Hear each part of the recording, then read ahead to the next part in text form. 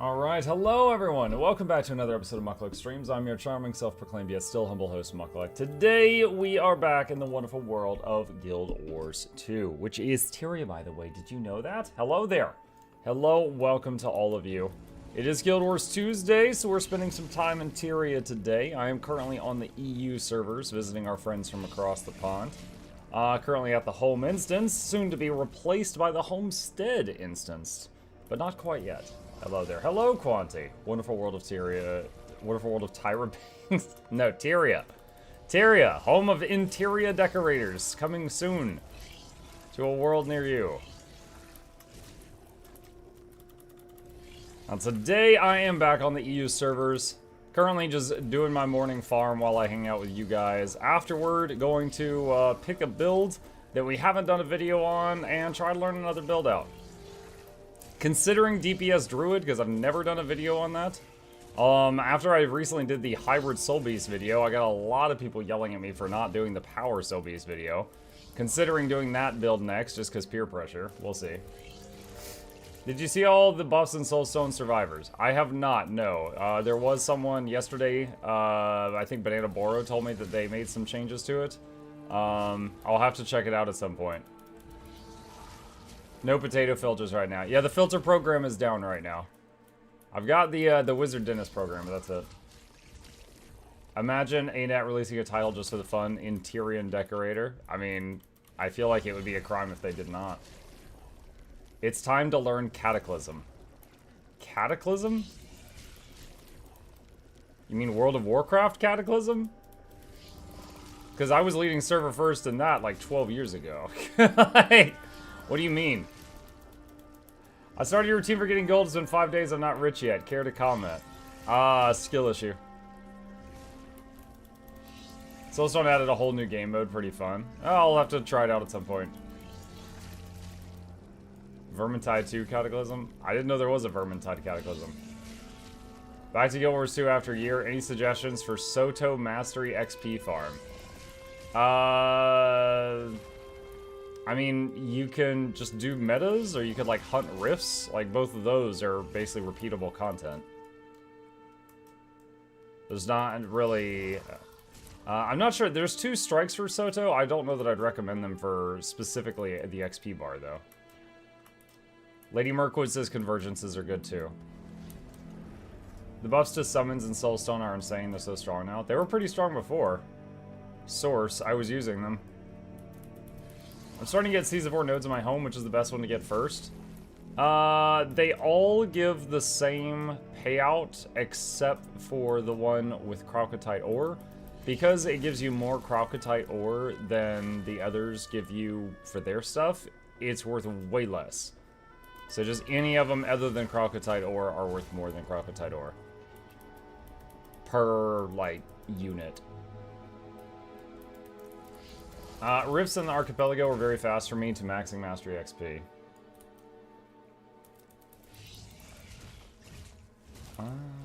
Kirisu is always worth playing. Meow Monster says, is it worth playing this game as a free-to-play?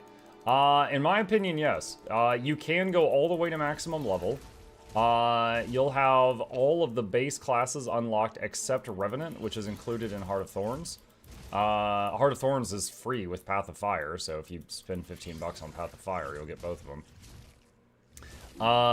But yeah, it goes all the way to maximum level. A lot of the content is open to you. Basically, everything that was in the base game is available for free-to-play now. And if you've got any questions or something, we have got a mountain of information to share with you. Hey there, I just found out the Eldritch Gathering tools are getting a glyph pack when the August 20th update comes out. People who already have them will be able to trade the tools for the tools of the glyph at the Blacklight Trader. Not sure you get a box with 3 glyphs to pick or not. Yes, do I still have that open? Yeah, I do still have that open. Yeah, they said that here. Yeah, so anyone that's got the tentacle tools that y'all see me messing around with in-game right now will get a glyph in the future. I don't think they're handling that very well. Like, one, it's cool that they're addressing it, but if anything that's going to involve that much interacting with the dude in the game, there will be people that don't read the forums that don't know that they're going to have this option. I wish that they would just mail the glyph to the people who ordered the, was it the deluxe or ultimate editions. Just send it to them in the mail, just like how they sent the tentacle thing in the mail. That way, it doesn't get missed. But, well. What does the glyph do? It's a gathering glyph. Like volatile gathering, stuff like that.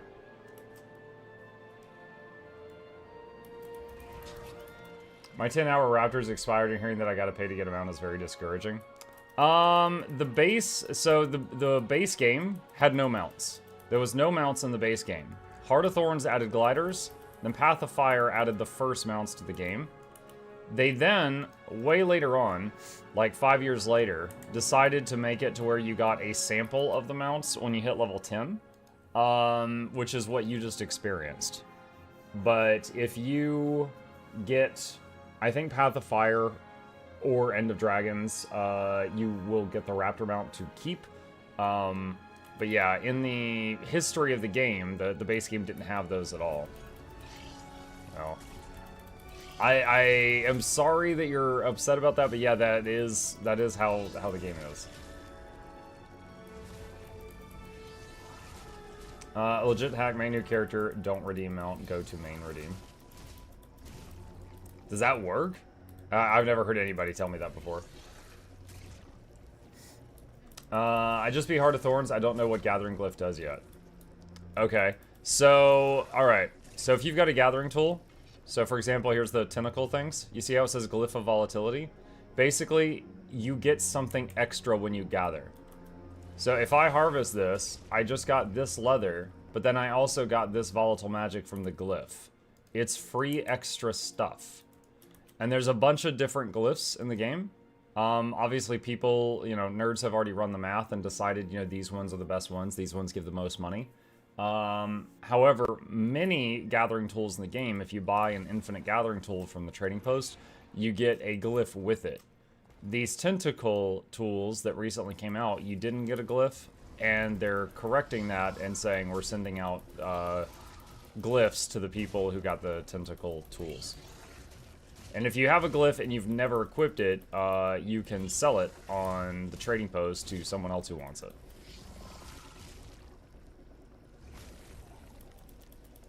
Looking to buy first infinite gathering tools, is the volatile one still the best one to buy from the store? In 9 situations out of 10, the volatile one's better.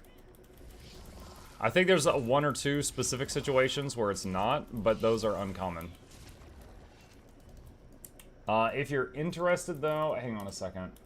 This website I'm linking in the chat has data that's updated every single day on gathering tools and glyphs and stuff like that.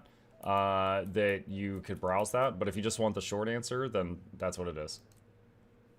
What do you do with all the volatile magic, though? Turn it into money. Hang on. I am going to... Let me see. One sec. I'm searching my YouTube channel for something. Okay, here we go. Turning a volatile magic into gold. Alright, this is it. Okay, so I'm going to copy this, and I'm going to throw this in the chat. So, essentially, you can turn volatile magic into gold. In that video, I think I turned 1 million volatile magic into 4,000 gold. Basically, there are merchants that sell things, and you buy them with volatile magic, and then you could sell those things for gold and make a bunch of money.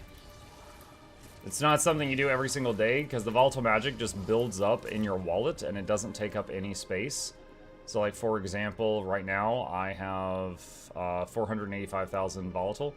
So, whenever it builds up to be enough, you can just kind of go cash out whenever you're ready.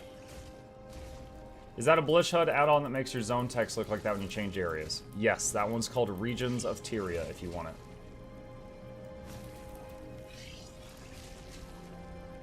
What Blish HUD plugin is the one making the place name show up like that? Regions of Tyria. Hey, MuklukChat. Hello, FLA. I recently returned after getting burnt out from trying to max gold per hour to pursue Leggies. Now I'm trying to max fun per minute. What's some of your favorite pure fun content?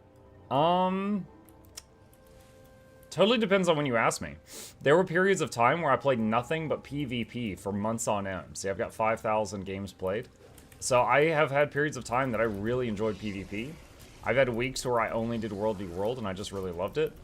Even to this moment, I really like strike missions, but that's mainly because my favorite builds to play are builds used in 10-man content. So, for that reason, I like 10-man content, and strikes are 10-man content that are almost always successful. It's like, you could join a raid group and sometimes fail. Strikes, you almost never fail. They're not as hard. So I like strikes a lot for that reason. Fractals are good too. Do you enjoy converging anymore? I haven't done it in a little bit. Honestly, it's a little bit of a mental chore wrangling 50 people. So, I kind of have to have a certain amount of energy to want to do it. right this second, I'm not really feeling like it, but sometimes I do it. Did I get that right that we can farm convergences now for the new Legisphere and backpack already? I have not heard that, no. 5 and 2.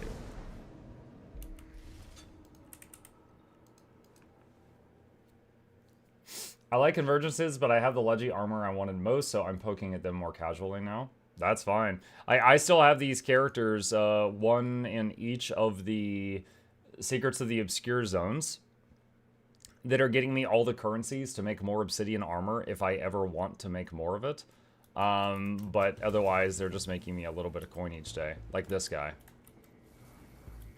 Like, every day he's getting me these materials, and every 200 of these materials is essentially an Amnetus meta that I never have to do.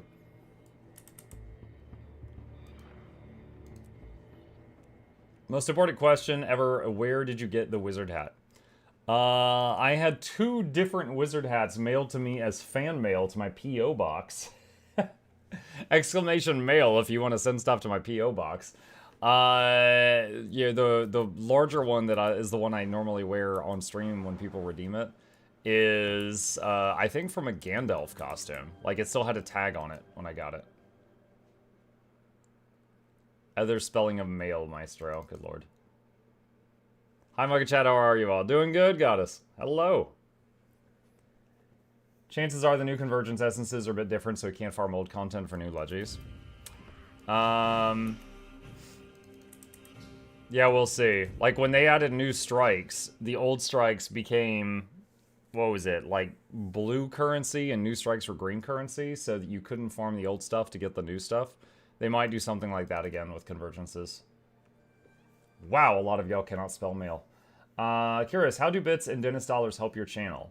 Do you earn money from it or something else? Dentist dollars are Monopoly money, right? Dentist dollars is for people that want to do things like turn me into this, or place sound effects, things like that. Bits are essentially, every bit is a penny. So 100 bits is $1. Bits are essentially like you spend the money to buy bits, and then you throw the bits at a creator, and it is basically like a tip. It's like you're tipping your waiter, but you're throwing pennies at their head. That's bits. But yeah, dentist dollars that's just Monopoly money. That's just for fun. That's just messing around. Let's see. I meant more of the one of Gilders too. Can I get Envoy armor in... Oh, wait, the wizard hat in-game. I'm sorry. Sorry. There's so many wizard hats. The wizard hat in-game is literally just called Wizard's Hat. It is available on the gem store from time to time. It's like 100 gems, so you can convert a little bit of gold to gems and get it, or you could spend like $1 and get it.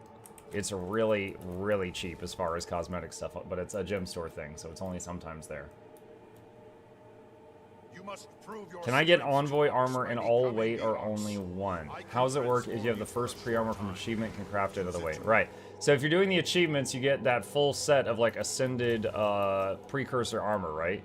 And then you could turn that piece by piece into legendary armor. So you can make, you could turn that full set that you got, the freebie ascended, into legendary light or legendary medium or legendary heavy. After that, if you want to make more, you got to make the ascended armor for the new set. So like if you make full legendary light, then for your second set you want to make heavy, you got to make the ascended heavy stuff. And you you get the recipes for that as you, like, when you get the free stuff, you get the recipes to remake it, and you'll have to make the next weight class to do that.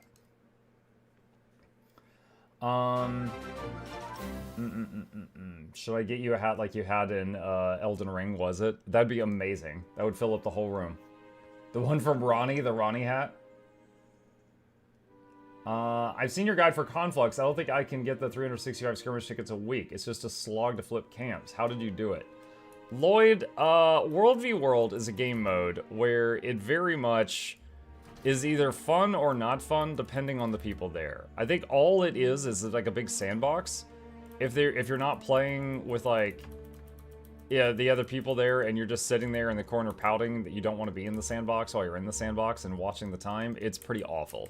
And, like, there's periods of time where it was a World v World just because I needed a gift of battle, and I hated it. And yeah, it's a slog. But yeah, if you could find a group to follow around, or you do whatever, and also there are things you can do to speed up the some of the stuff, like the more, for example, the pips that you're talking about to get the tickets, you get more of those pips, like, depending on what's going on. Like if you're in a group of a certain size, or if you're the leader of the group, things like that, there are things that give you more pips. So you definitely, if you're going to try to do that, if you're just flipping camps, it will take longer, and yeah, it will suck.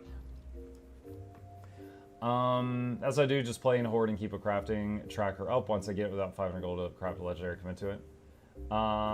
Took me way too many hours to figure that out. I'm not much, but I did just finish my complex last month. I never got the max per week. I just took my time and kept my World v World just time with my fight guild, so 1.5 hours a day. 100 gems would be like 70 gold, so it really is dirt cheap. That is volatile magic tools pay themselves off nearly 10x faster than the other tools. That's so imba.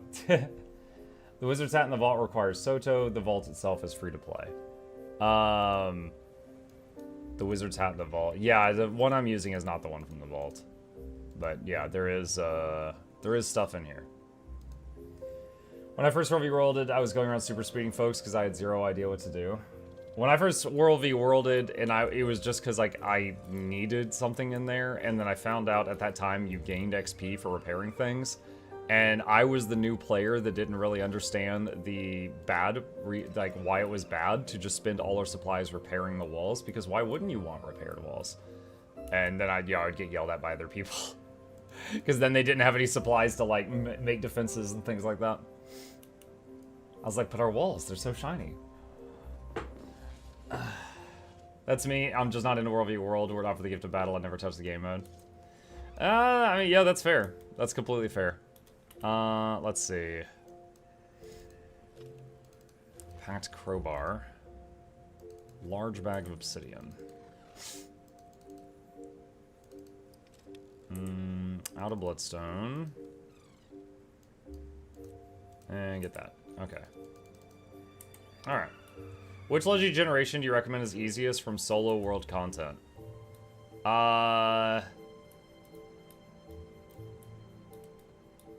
So, okay. Hang on.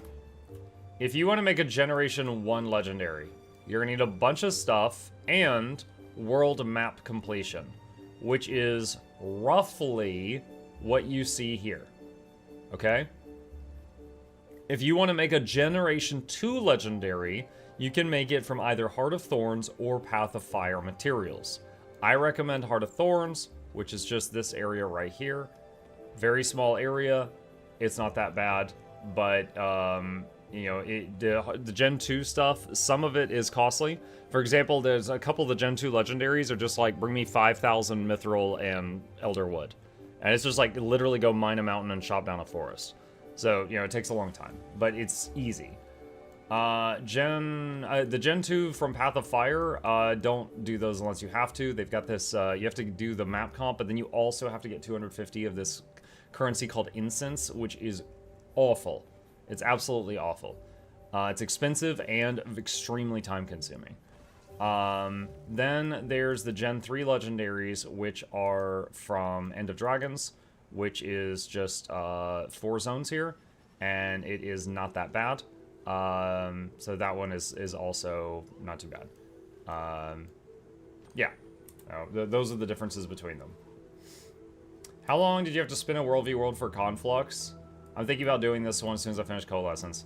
I was stupid about it. I don't recommend this. When I wanted Conflux, I was like so zeroed in on that objective. I went into World v World and was there every day for like a month to finish getting the tickets I needed. And I burned myself out, and I did not go back into World v World for like a year. Because I burned out on it so hard. Like, I spent a month doing something I didn't want to do because I wanted the reward from it. And then afterward, I couldn't even look at the place. So I did not go back for a long time after that. Hey, Muck, how's it going? Hello! Hey, Drew Cake, what's up? Good to see you. What are some of your favorite sets in the game? Wizard Hat. Muck, would you think the portal scrolls, like Living World portal scrolls and other map portal scrolls, are worth it for your ults to unlock new areas? No. Would you spend the needed materials otherwise to unlock the areas in a different way? Okay, here's the thing. Portal scrolls take up bag space. I would pay to not have to do that. So the fact that the free option is not hauling around all those scrolls is amazing to me. I am carrying two. One for Wizard's Tower to pop any ult to Soto, and one for Arborstone. I don't have any others. I don't have the ones for Biora or any other place. I think it's better to have the bag space. I'd rather click on the waypoint on the map and have the bag space available to me than haul all those around. Hello, you look cute today. Thank you. I did my nose this morning. Morning Muck, how's Debbie treating you? Or are you far enough from the coast not be reaching for the water wings? Debbie? Is that a hurricane? I'm gonna guess by the context of that sentence that there's a Hurricane Debbie. No, I'm fine. I don't watch the news. The backpack he has now is called Burden from Raidwing 4. Yeah, yes, it is. It also has little candles on it, and they do give off light. It makes me think of Dark Souls 3, that big library that had all of the dudes with wax on them. It's a tropical storm. Oh, okay. You can get to both of those places from Mistlock Muck. It's like the fourth option. It might be fourth option is going to the Lion's Arch Aerodrome. Other capital cities. Previous map: Eye of the North, Lion's Arch Aerodrome, outside Central Tyria, Wizard's Tower, Arborstone. Oh yeah, they did add it there. That's kind of interesting that they did that, because like the Wizard's Tower teleportation scroll is like a whole quest line in order to get that. I actually have a guide on how to get it online, but yeah, so I think I got those scrolls before they added that to the Mistlock options. Have you played any Darksiders games? I think all of them. No, I haven't played the one with Strife. I've played the one with the War, the one with Death, and the one with the is it Envy? No, what's her name? The sister with the whips. The Darksiders 3. I played that one. Can't remember her name. There's still no surrogate to Amnoon. It's also Saul's D'Alessio's back. Yeah, I know. It's the thing that he's it's like his prison. Fury. There you go. How's your off-stream PoE adventure going? Dude, pissing me off. So last night I was playing some Path of Exile. I was like 99% of a way through a level, and when you die in that game, you can lose XP, but you cannot de-level. So leveling up is like, okay, I will not get lower past this point. I was like 99% of my XP to level 93, and then I died twice in a row, and I was just like, oh my god. And both of them were like one-shot KOs. Like there was actually a still frame of my health bar full, and it said you died in the middle of the screen. And then the next frame was the health bar empty. I was just like, man. Like, it's crazy how much I love and hate that game at the same time.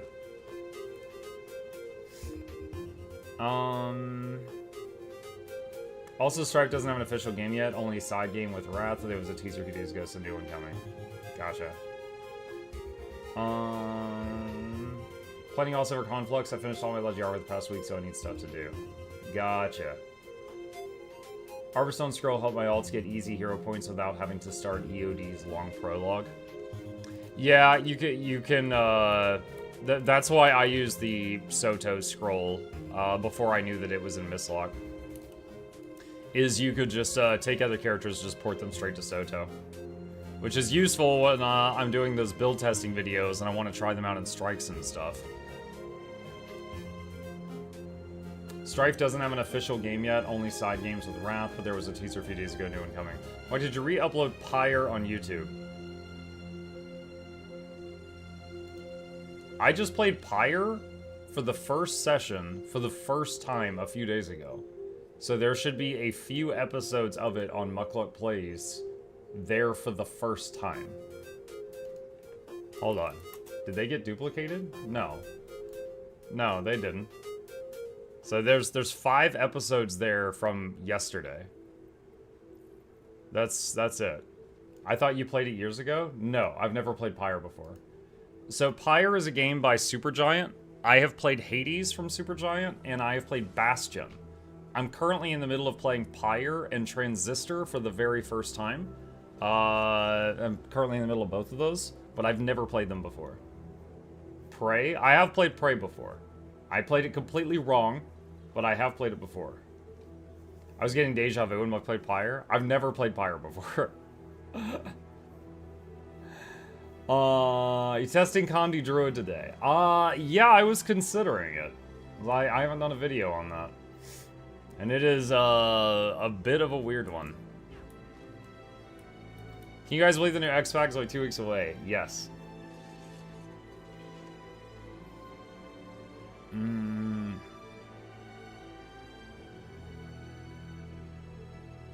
Are you going to play Black Myth? Wukong? I'll probably try it. So Black Myth Wukong is a Souls-like. I loved Steel Rising, Elden Ring, Dark Souls 3, Lies of P. All of those were Souls-likes. I freaking hated Sekiro.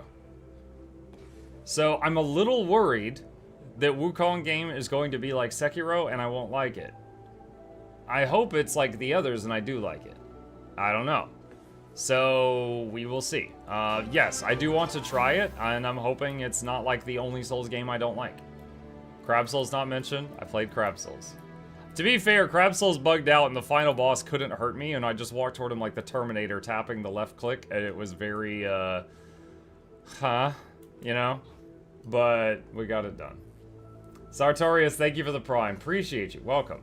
How are Miss Muck, Gabe, and everyone's favorite Chip doing? Chip's asleep on the sofa. Miss Muck's upstairs. Gabe is currently at school. You hated Parry Souls? No, so, okay, I'll keep this brief, because I've said this before. Sekiro, okay, Dark Souls 3. You could do a run with a bow. You could be a sword and board. You could be a two-hander. You could be dual wield. You could do pyromancies. You could do sorceries. You could do a faith build. There's so many, you could do a throwing run. There's so many things you could do, alright? In Sekiro, you are guy with sword. If you don't like that, tough, buy a new game. There's no customization. You cannot change it at all. You are dude with sword. If you don't like that, then you're not gonna like the game. And I tried it, and at the time, I didn't love the playstyle, and there was no alternative. You cannot change the playstyle. That's it. That's all it is. So, you know, all those other games I mentioned, Steel Rising, Lies of P, Elden Ring, Dark Souls 3, Crab Souls, they all had many playstyles to change. Sekiro had one. That's it. What's Crab Souls? It's called Another Crab's Treasure.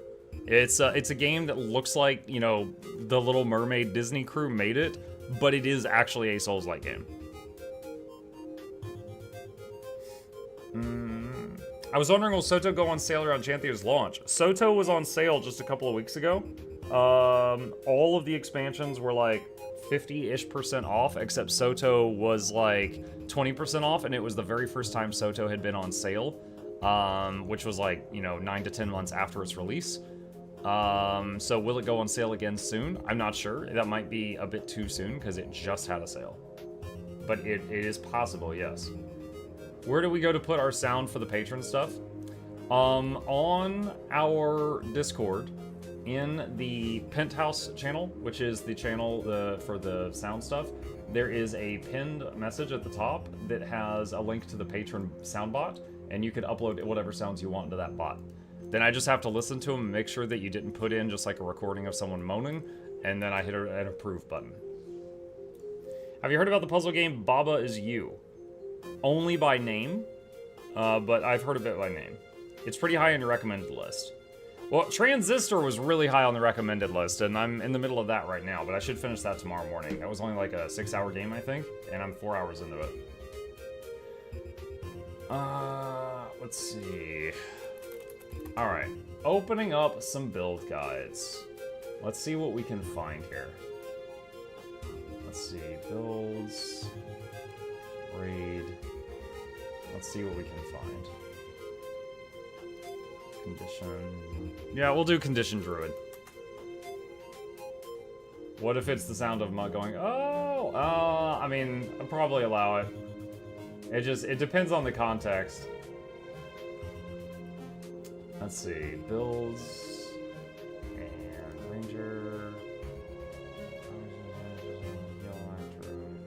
Condi druid. Okay.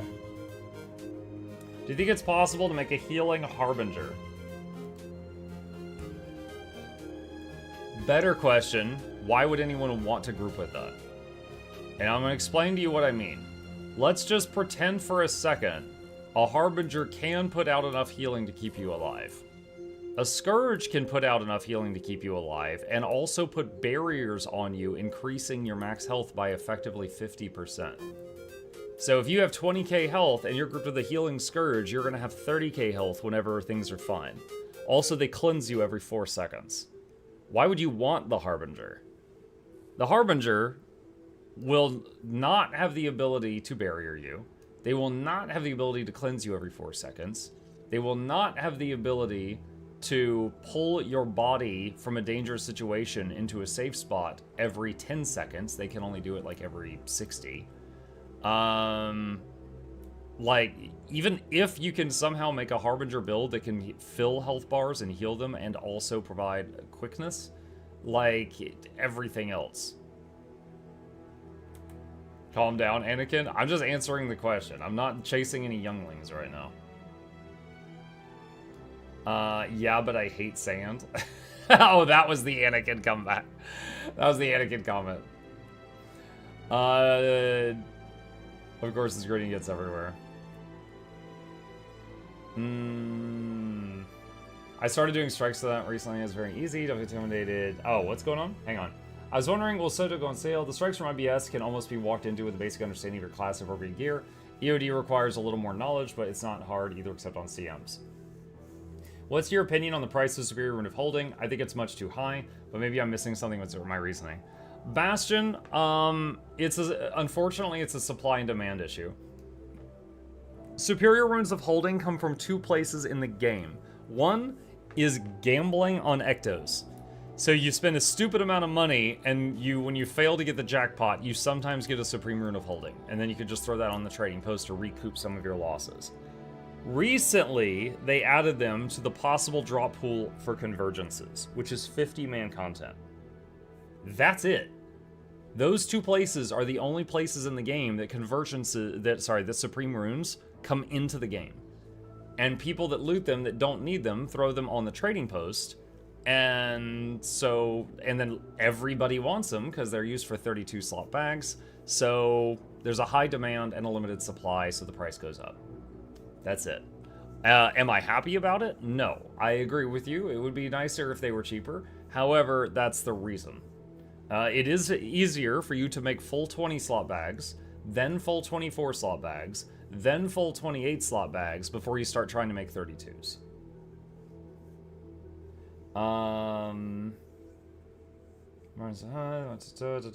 Strikes are easy. Don't worry about slowing people down. If there's something you don't know, just ask. Most go-to players are more than willing to explain. Yes. And if you need it, I have a get-to-the-point guide for strikes. I started doing strikes for the first time recently. It's very easy. Don't feel intimidated by it. You'll breeze through them, no problem. So rude. You don't even know me, but good preemptive hating there. Wait, what? Oh, you're being an Anakin joke. Okay. Although a Jedi used to would be cool to see. Does it cost a lot to get those bags? The 32 slot bags. Okay, so upgrading a bag from 28 slot to 32 is going from the second biggest bag in the game to the biggest bag in the game. And 32 requires those annoying Supreme runes or more of them. So yes, it is expensive. It used to be like 100 gold per 32 slot bag, and that price has gone up.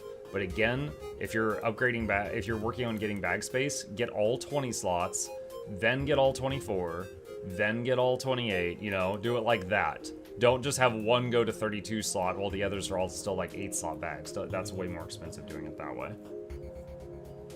So you're saying I should become an ecto gambling addict for the greater good? No, I have gambled like 800 gold away doing ecto gambling, and I've never gotten a Supreme Rune. They're not common, even from that. I'm just saying that is a spot where you can get them. It's not common from that either. No, I recommend farming gold in whatever fashion you prefer, and then just buying the runes from other people that lost all their money. So currently they're 17 gold buyout, 15 gold bid. I got 54 gold, take that. So yeah, I do not recommend farming for them in either of those methods. I recommend farming for money and just buying them. Why does your compact inventory button work and mine doesn't? So if I hit show bags, these are my separate bags. If you are using a bag up here that is not a standard bag, it might have some unique rules. Like some bags will not compact. Some bags will only let you put consumables in them, etc. And so it might not be compacting because you've got a special bag up here near the top. So you might check on that. You can turn off the compact on its settings, so you can turn it off.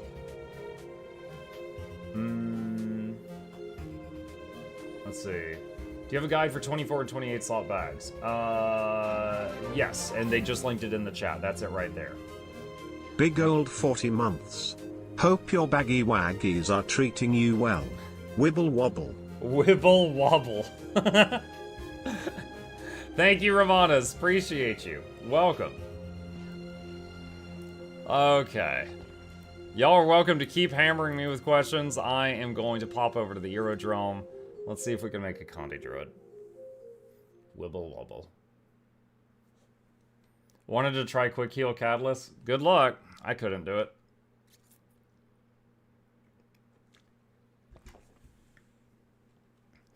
Crucio says, I'm new to Guild Wars 2. Are there any good range builds? All I see is melee. Depends on the game mode. So, in the short version of it, Crucial, is in PvP and in World versus World, there are range builds. Okay? In PvE, you know, player versus environment, when you're just fighting AI stuff with other people, it's mostly melee, or in some cases range, but they still stand with the melee. And the reason for that is boons. So what you have in this game, give me just a moment here. I'm gonna pull something up. I promise it's related. All right. Okay. This is a ring that shows where I'm buffing. While I'm in combat, when I am playing my Druid, anyone within this ring is getting lots of buffs, and I'm doubling or in some cases tripling their damage. Now I have to be in melee range, so that means that they want to stand with me. So that's essentially the short of it. You're gonna have people that are emitting buffs and making you much stronger, and you're gonna want to stay with them because it'll double or even triple your damage. So even if you've got like a rifle or a longbow, if you're fighting versus just like a raid boss, you're usually going to be stacked with your buffers, which are going to be in your melee range, because some of them require melee range. So you're going to want the whole raid together unless there is a mechanic that forces you apart for some reason. Now there's a few exceptions. There's some people whose buff ranges are even smaller than that, and there's some rare classes whose buff ranges are larger than that. This is a Herald, for example. But that's it. For PvE, you're going to have some people that are melee that have really good juicy buffs, and you're going to want to be with them, so you're all usually together. But there are outliers, like, you know, Condi Virtuoso. Yeah, that's an outlier right now. I like Druid because you can give a lack at range. Yeah, but you have to... It's freaking carpal tunnel. It's this. Every one of these is like 1 second of a lack. No, it's not fun, but you can. Having rated as Quick Herald, it's so easy to keep buffs up while doing good damage. Thanks, by the way, for the guide on that. You're very welcome. Yeah, they have it possibly the easiest for keeping those up. Okay. Let's see. What is this one? Highest API than Berserker, that's something. The thing is that rotation that I just showed of just spamming the 1 key at range is not something that Druids have to do often. But someone said, I like that they can give a lack at range, and that's how they give a lack at range. But usually, hold on a sec. Usually, if you're on a Druid, you're pumping a lack right around you. Which, 1 sec, I'm waiting on this blue bar to fill, which is such a fun mechanic, let me tell you what. Alright, so usually, like, this is a very large source of alacrity, which is around you, and this, which is around you. Like, those two things. This move, and this move, and this move, all can give a lack either wherever you target it, which can be at range, but if you're giving a lack to one person far away, then you're not giving it to the people around you, so you have to make a choice. So usually you'll give it to the stack of people rather than the one guy. But there are situations, like if you're trying to buff a Doomkiter or something, that's not a big deal. But, you know, a Bladesworn, for example, a Bladesworn, when they Dragon Slash, they give alacrity in this radius right here. So they, you know, they've got the Herald radius. I'll just run away and give it to myself. You know, you do what you gotta do. Okay, let's see what we got here. Alright. So, let's change to... This is a build I'm not really using right now. Alright, so we have done a lot of builds recently that some of you may have seen. A lot of videos recently called I Tried, where I try a whole bunch of different builds in Guild Wars 2 and just give my opinion on how it felt to play them after, you know, 2 or 3 hours of learning them. Raid. Who's that? Inefficient Leon. Hello. Thank you. Appreciate that. Welcome. We are currently playing Guild Wars 2. Thank you for that. I appreciate that. Today we are going to try the DPS Druid, which is unique because the Druid class can technically provide alacrity. However, here comes the fun part. The DPS Druid is absolute trash at it and should never do it. So, that means that they're basically a pure DPS. So we are going to take a look at this now. I tested the floating eyeball pet on DPS Condi Druid, and it's only like 1 or 2k DPS loss for a lot of Condi remove on enemy. Yeah, it depends if you need it. PvP, get into it. I have 5,681 games played in PvP. You catch up. Alright. So let's see. Checking Snow Crows to see if they have a different build than the Guild Gen one. Let's say bing, bing, bing, bing, bing, bing, bing, bing, bing. No, exact same build. We know I've got more. Why'd you say we and I've? Are you Legion? No. I love PvP. I have played PvP on and off in this game for 10 years. In my opinion, currently, this is the worst balance it has ever had in the last 10 years, and it is the least amount of fun. So I am not doing it much right now. Let's see, We Heal is one. They're running Signet of the Wild? Really? And We Heal is one. Okay, we'll come back to that. Alright. And then, let's see, they're doing Jade Core, Condi Food, Full Viper. Full Vipers isn't really a surprise. Yes. Relic of the Fractal. Do they both agree on that? Yeah, both guides say Relic of the Fractal. Okay. Alright, so... Let's see. What weapons? Axe, dagger, dagger, torch. And the other one is Axe, Dagger, Dagger, Torch. Okay. Oh, it's so nice when all the build guides agree. So nice. Alright, so Axe and Dagger. And Dagger and Torch. Do I have a second dagger? I do have a second dagger, but it is not Viper. It's Ascended Berserker. 1v1 for dailies and random goofing off. Season PvP is misery. We are many and many more. It's where it's all today. I miss the old days of Bull Rush, Frenzy, 100 Blades Warriors being the scariest thing in PvP. Chat help, I missed 2 of the classes I haven't tried yet, so Revenant or Warrior first. Revenant. Warrior is just bonk. That's pretty easy to understand. What's on today's menu? Condi Druid. What was Chris's question? Hold on, scrolling up. I don't know why the Herald range isn't the standard. I don't either. I don't either. I have heard that some developer supposedly said once that part of it is the system of the game. Like, for example, a Bladesworn pulses out a boon like every 20 seconds. But, like, the larger the range, the more targets it hits, the more processing power that uses for the server. I don't know if that's true. I just heard that on the grapevine. It might be related to that. But, yeah, it is frustrating when the Herald has that huge... Like, just to show it again, just visual aid. The big circle is Heralds and Bladesworns. The little one is Druids. And then, you know, you got Firebrands with, like, cones and stuff. So, yeah, it is quite frustrating depending on the situation. In many fights, it doesn't matter at all, but in some fights, it's frustrating.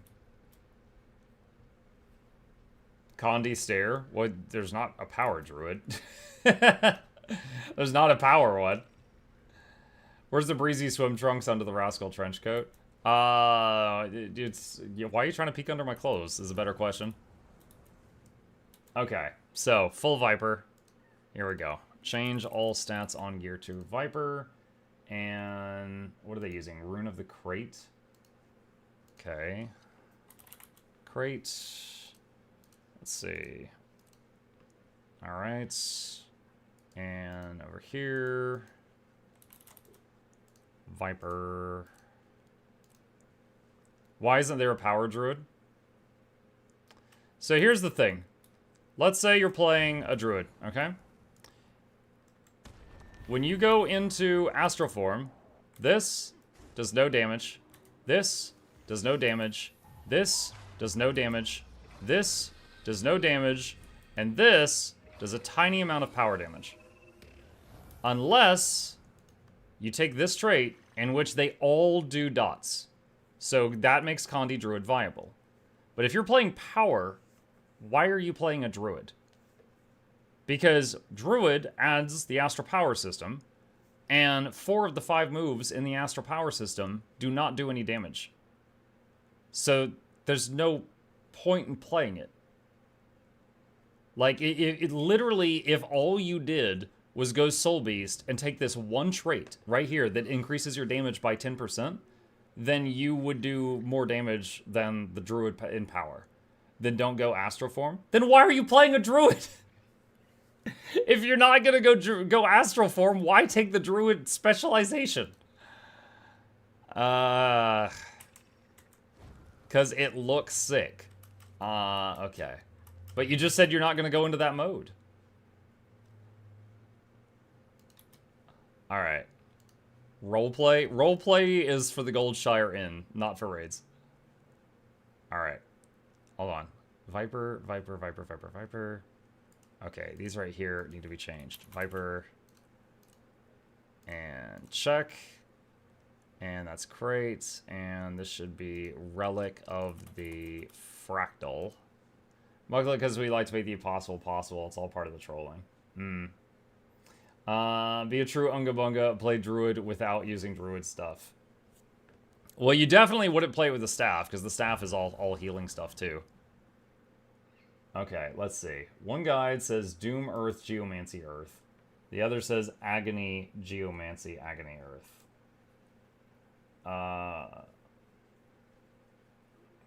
Let's see. I'll try this one first. Doom. Let's see, Sigil of Doom. And this should be Sigil of Earth.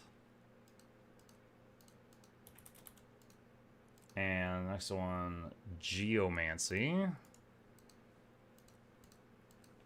This has the wrong stats on it, but if I just have one item with the wrong stats, it should be negligible. And Earth.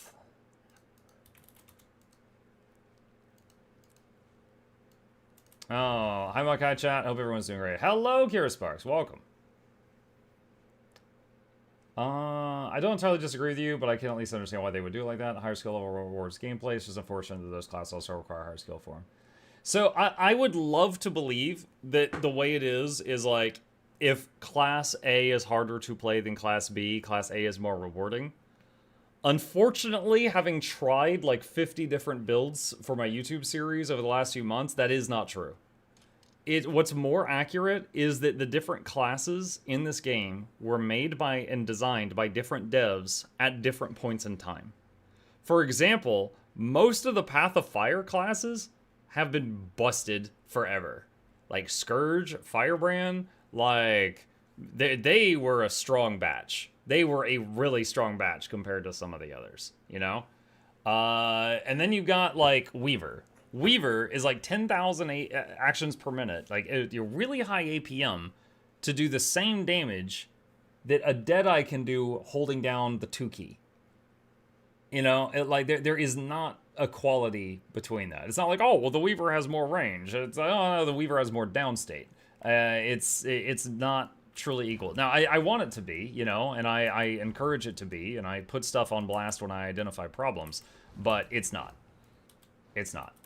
There is not equality between all the classes.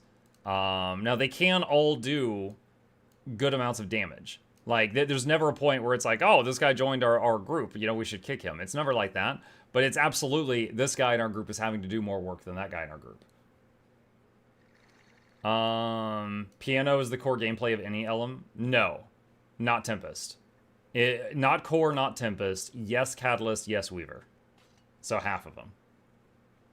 You're still doing DPS no matter what, so why can't you be healing DPS Druid if we're putting dots on stuff? People have tested that, Stinger. So here's the thing. If I am a DPS Druid, I am still using these skills that do technically have healing on them, but now they also have dots on them. However, we're not in healing gear. And the healing on those skills is extremely, extremely low unless you've got high healing power gear on. It has been tested by some people before. They tried to run a squad with just like 2 quickness providers and 8 DPS druids to see if there was enough healing getting splashed around to keep them alive. And it did not work well. Having 1 dedicated healer was better than having 8 DPS druids splashing some heals from time to time. So they, you know, that idea kind of went out the window. So yeah, you will splash a little, but it's not great. Can't you just selly everything? I don't recommend it. You can. You can. I mean, you can clear your raid with people in full selly gear, other than some of the challenge mode stuff. But not recommending you to do that. Alright, some of these special effects are getting to be too much. Let's get rid of some of this. Alright, go get the Bloodborne hatchet. Knife. Alright, and where's the other weapon set? That's fine.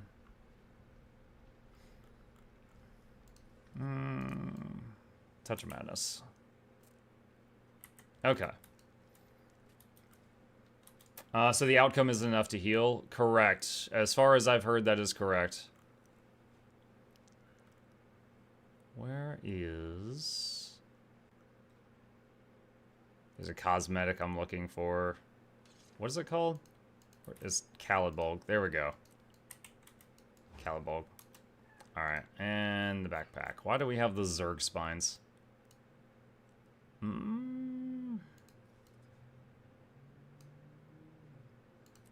the chain's on there right now. Let's get rid of the backpack. Okay. Alright. That gets rid of the flashiness. That's a little better. Okay. Pets. One pet. Jacaranda Aboga. And the other guide says just Jacaranda. Alright. So they agree on Jacaranda. I've got 2 different Condi Druid guides up right now, and I'm seeing where they agree and where they disagree. Did you already have all legendaries in game? Mostly. For example, the build I'm using right now has requires 2 daggers. I have 1 legendary dagger, so I'm using a filler in one for the other one. Druids get pets still? Yes. Druids, back when Heart of Thorns came out, what they did is they said, since you guys are so strong... Dude, their reasoning, I hated this so much. They were like, okay, so Druids... Because you spent time studying Druidism, you spent less time training your pet. So your pets are 20% weaker than all other pets. And so in PvP, they started getting like one-shot by like Weavers and Firebrands that were not even targeting them. Just like their AoE. And it was like, what? You could say that for anything. Like, because you studied marksmanship and I studied the blade, you had less time to study your dog. Like, what do you mean I had less time to train my pet? So for like years, the Druid pets were very, very fragile. I think around End of Dragons, they got rid of that. They finally got rid of that. But yeah, Untamed and Druid have their pet out at all times. Soul Beast will merge with it, so you won't see the pet next to you sometimes when you're a Soul Beast. Muck, did you see this build? I mean, it's a thief build. I'm not doing thief stuff right now. Condi Thief. It's just core thief? No, I haven't seen that build. Muck, I would use Trapper due to you putting a lot of poison and not just bleeding, which is the only one crate really buffs. Yeah, I'll check it in just a second. I didn't mean to arrange it then. I've done trying all the classes. Do you think you'll ever make a build playing vid, like a flowchart or Venn diagram that helped direct new players? There's an overwhelming amount of options today. Yeah, the thing is, with the... And there's going to be more soon. So, like, there's 9 base classes. There's 27 elite specializations. All of them have DPS builds. Many have power plus Condi versions, which means 54-ish builds for pure DPS. Then some have different builds based on weapon type. Example, Soul Beast has axes, greatsword, sword, longbow, etc. So there is 50 to 100 to 150 builds for pure DPS in the game to like go through and try stuff. So there's a lot. And soon there's going to be spears. Like when spears come out, that's going to be the hot new thing. So my videos are going to be like, I tried Weaver with a pointy stick. You know, it's going to be a lot of pointy stick videos for a little while. Hammer, yeah, hammer too. Hammer, maces, yep. So there's a lot. And I can never get all of it at once. Like just recently I posted a Soul Beast video. A bunch of people loved it. A bunch of people were like, oh, you didn't do the I did a hybrid build. And they're like, oh, you didn't do my favorite, the Condi Soul Beast, or oh, you didn't do my favorite, the Power Soul Beast. Like, oh, you didn't showcase Hammer. Oh, why it's criminal that you didn't show them how good Longbow is. And I was just like, oh my god. So I mean, like, apparently I need to do 9 more flavors of the Soul Beast video. Mike, did you retire from PoE for this season? I really liked your playthrough. I think so, yeah. So I wanted to get further in PoE than I ever have before, and I did that. I defeated the Eater of Worlds. I defeated the Searing Exarch. All right, I beat them. And then I was like, yo, this is a real conversation we had, chat. Listen to this crap. I was like, okay, guys, I've fought the Maven. Hold on a sec. Maven. Fight in a map while she's watching to get her attention. After you get her attention 4 times, then 6 times, then 8 times, then 10 times, you get an invitation.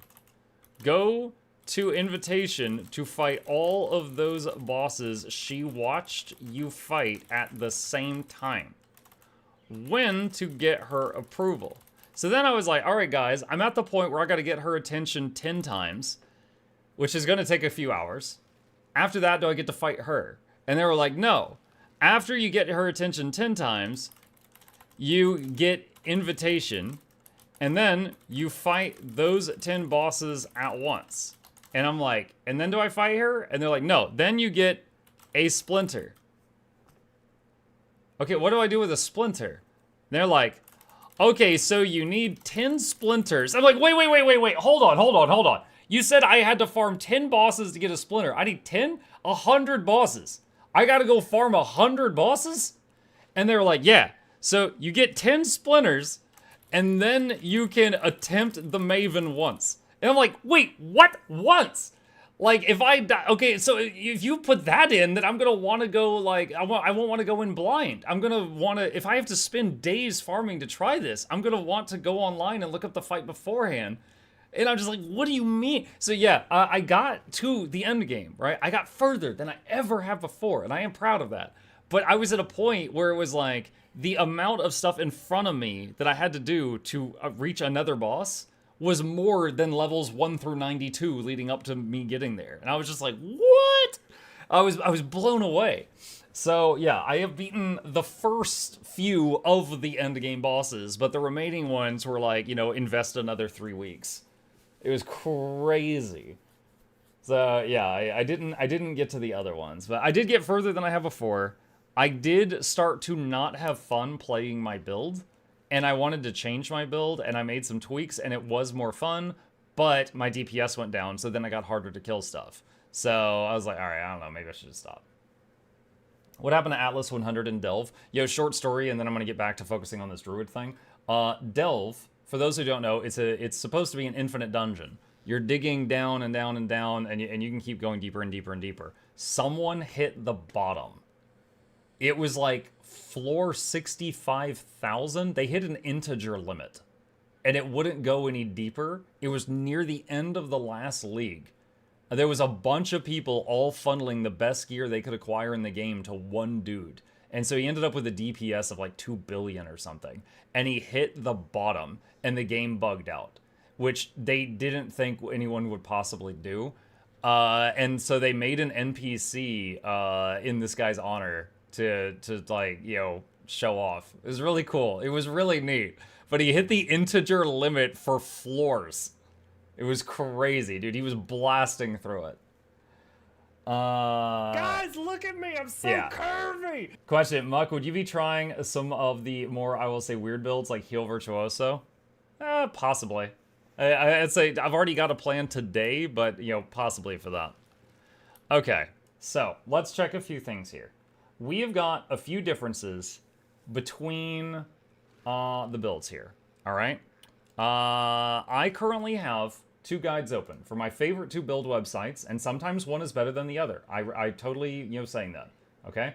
One of them is Guild Gen, and the other is Snowcrows. Both of them agree to use full Viper gear and the same weapons. That's easy. They both agree Relic of the Fractal is the way to go. Okay. So Axe, Dagger, Dagger, Torch. Agreed. They say they have different opinions on the runes and different opinions on the sigils. So, currently our setup is the one on Guild Gen. Now let's look at our condition duration. It says bleeding is at 98%. But we also do burning and poison. Do we not have any bonuses to burning or poison currently?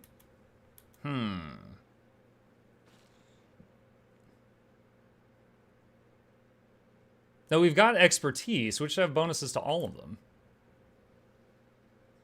So it's 44% for all of them, 94 for bleeding.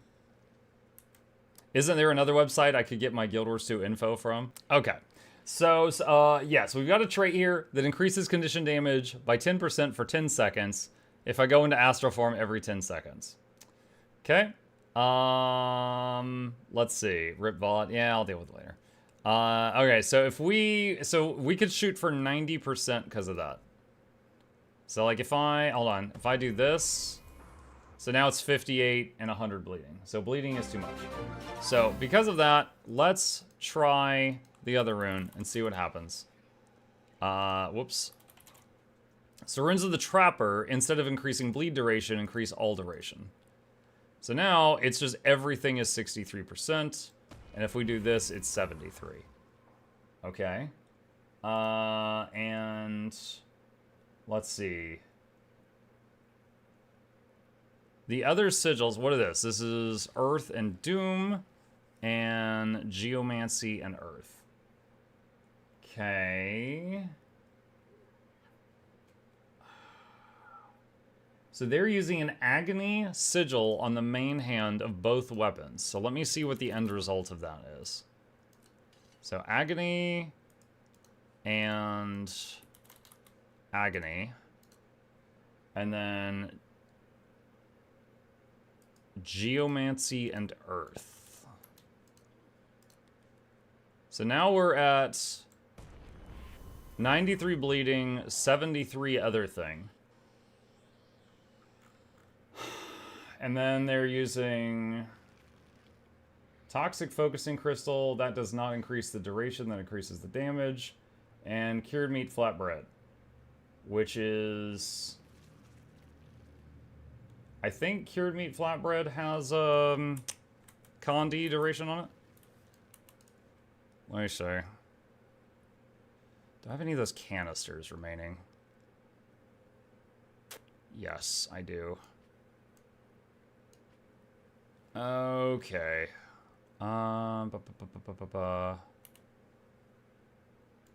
Is the music free use stuff? Yeah, but...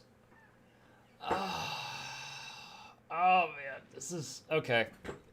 Let me give you an example of real quick of how easy it is to abuse the YouTube copyright system. Alright. Sorry, this is very tiring because I've gone over this a lot, but I'm gonna do this one really quickly here. Okay, so here is some free... Wait, why is that not working? Hang on. Alright. Here is some free use music, okay? Music. Alright, this is free use. Or you could buy it. There was a time in the past that we, on my channel, we paid these guys for the license to use some music, and then we went over here, and we added a whole lot more to it. Cezon did that, the same guy who made the intro and the outro for the stream originally, and we made a funny video with it, and we'll call it Muck Music, or okay. A different company that I believe was based in India, okay, they went to the same people, bought the same base music pack, made some slight changes to it, okay? I'll just put, you know, O for other music. Then, so we both had music at that point that had the same, like, background rhythm.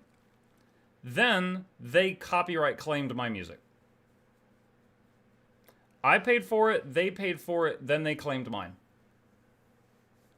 That is a problem. That is one of many problems on YouTube repeatedly. And, you know, we had the documentation that said I paid for it, but we had to do a lot of paperwork that week in order to get back. Now, my YouTube channel is of a size that, like, having one video that I make for memes, having it get, you know, demonetized is a loss of like $5 to $10. I probably lost more than that in all the paperwork I had to do to fix this. But this is the kind of stuff that, you know, it's the YouTube system is not terrible, but there's a lot of terrible people that abuse it. And that is one example that I personally have been through.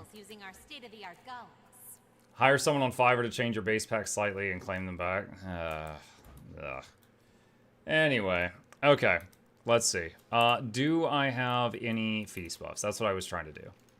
Let me go into here. Cilantro and cured meat flatbread. That's it. Okay. So let's use the primers. Okay, there we go. So that gives 70 expertise. And then I need a jade focusing crystal. So jade focus ing. Is that not it? Oh, it's called toxic focusing. Toxic focusing. Buy one. And grab that. I had 174 of them. Don't talk to me. Alright. We've got our utility. Okay. And with that, we're at 88 bleeding. If we go astral for a second, we're at 98 bleeding and 78 everything else. Okay. Muck, did this website always show stats with infusions? Did you always test this build with infusions? No.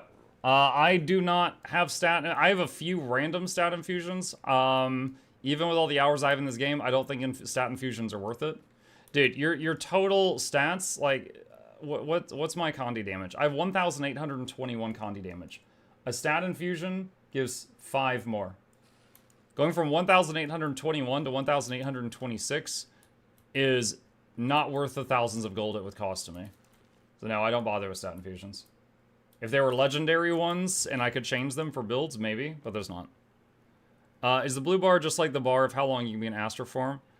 Yes. So the blue bar, if you've never played Druid, has to be 100% full in order to enter Astral. And you can enter it and, you know, do something and then leave it early, but you still lose a big chunk when you leave. So the maximum is 10 seconds in that form. You can be in that form for 10 seconds. The bar fills back up very slowly over time, but it fills back up faster if you heal other people or damage enemies. Healing gives you the most. So as a DPS Druid, you're definitely fighting your own energy management system. With the right infusions, you could become the walking confetti swarm. True, yes. I do have a video of me wearing 10 of every infusion in the game, which I later found out might have been hacked. Oh boy, I didn't know about that. That was a fun one. Where, hold on. Where was it? Was it rich? Hold on, what was it called? Oh, metas that can make you instantly rich. Okay, yeah, this was a... Hey, everyone. Alright, so this is a video I did where I was talking about these are meta events that are like the lottery. There's a very small chance when you complete these events, you can get a drop that's worth thousands of gold. And it was just showcasing that stuff, right? And I messaged the richest person I know, Guild MM, and I was like, hey, you know me, we trust each other. Could I borrow like one of each of the late endgame infusions from you, wear them for a video, just record it, and I'll hand them right back. And I'll do it on stream so that, you know, it's exposed and all that stuff. And he goes, I got no problem with that, but I don't have them. I know a guy in our community that does. And he contacts this guy. And this guy, I asked to borrow one of each, chat. He mailed me 10 of each, okay? So here's me wearing 10 confetti infusions right there. All right, and then let's see. That's Queen Bee. All right. Here's 8 Queen Bee infusions. You're just swarming with bugs, and there's honeycomb coming out your butt. And when you die, there's just a honey explosion everywhere. Let's see. Chalk infusion. 1 second here. All right, here's 8 chalk infusions. All right. And then there's 8 liquid Aureliums. You just got like a pollen cloud on you the whole time. Crystal infusions. Con-er. Let's see. Frost Legion infusion. Yeah, there's the Frost one. Where was the Con-er infusion? Did it show it? Oh, there we go. 8 Heart of the Con-er. Alright, now that's a weird one. Heart of the Con-er is supposed to be like a 10 to 20,000 gold infusion. And he mailed me like 8 of them. And I was just, at the time, I was just like, wow, this guy is really freaking rich. And I was shaking. Because you can convert money to gems and convert gems to gold. And I was looking at the price of those Con-ers, and I was like, this is like $10,000 this guy just handed me and then said send it back. So like when I was typing in the mail to send it back to him, my hands were shaking, guys. Because like if I make a typo, I can't afford it. I was like, I'm going to be in debt for the rest of my life. I cannot afford to make a typo here. And dude, I was shaking. I sent it back to him, and I was like, God, this guy is so rich. That's crazy. And then many months later, this guy was streaming one day, and he opened his guild bank by mistake on stream, and in the guild bank was a stack of like 250 Con Urs, 250 Queen Bees, 250 Aureliums, 250 Confetti, blah, blah, blah, blah, blah, right? Now here's the problem. This goes from, God, that guy's rich, to, wait a minute, something's wrong. And the reason for that is Con Infusion has a drop chance that is like worse than winning the lottery. Even if he had contacted and bought Con from every single person that had one drop in the game on the server he was on, mathematically there should not have been more than like 10 at that time. He had 250. Something was very wrong. So people took the screenshot. You know, he ended the stream immediately, but people got screenshots and sent them to ANET, and they checked, and they were like, wow, this guy was hacking in a way that we didn't know was possible. We've updated our stuff to detect for this in the future. He is super banned. And the funny thing is some of you will remember this, when they banned him, the market in the game changed for Mystic Coins literally instantly. He had a buy order. Like, he had put like 100,000 duped gold or something, saying like, you know, buying Mystic Coins at this price. And he had alone changed the price of Mystic Coins for the entire server because of that buy order. When they banned him, his buy orders disappeared. And the price of Mystic Coins went and dropped back down to like an affordable level where the peasants could afford it instantly. It was insane. Like, no one realized this guy was manipulating the freaking market as well as duping things. But yeah, dude, there was a lot of crazy stuff as an outcome of that. Because I was like, oh my god, was all the stuff I used for that video fake? Like, I had no idea. The heist of the Connor, yeah. Yep. What spec today you're testing? DPS Condi Druid. I sort of say a lack, but they can't do that. I'm so sad I don't know this exploit. Oh gosh. Save it for your single player games. Okay. So, let's see what we got. We have got our stuff. We're up to a total of 74% condition duration increase for average conditions, 94% for bleeding.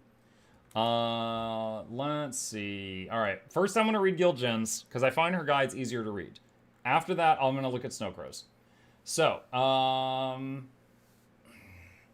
the Condi Druid DPS is a versatile ranger build for group content with the ability to deal great damage over time through bleeding and also supporting allies with Selly Avatar.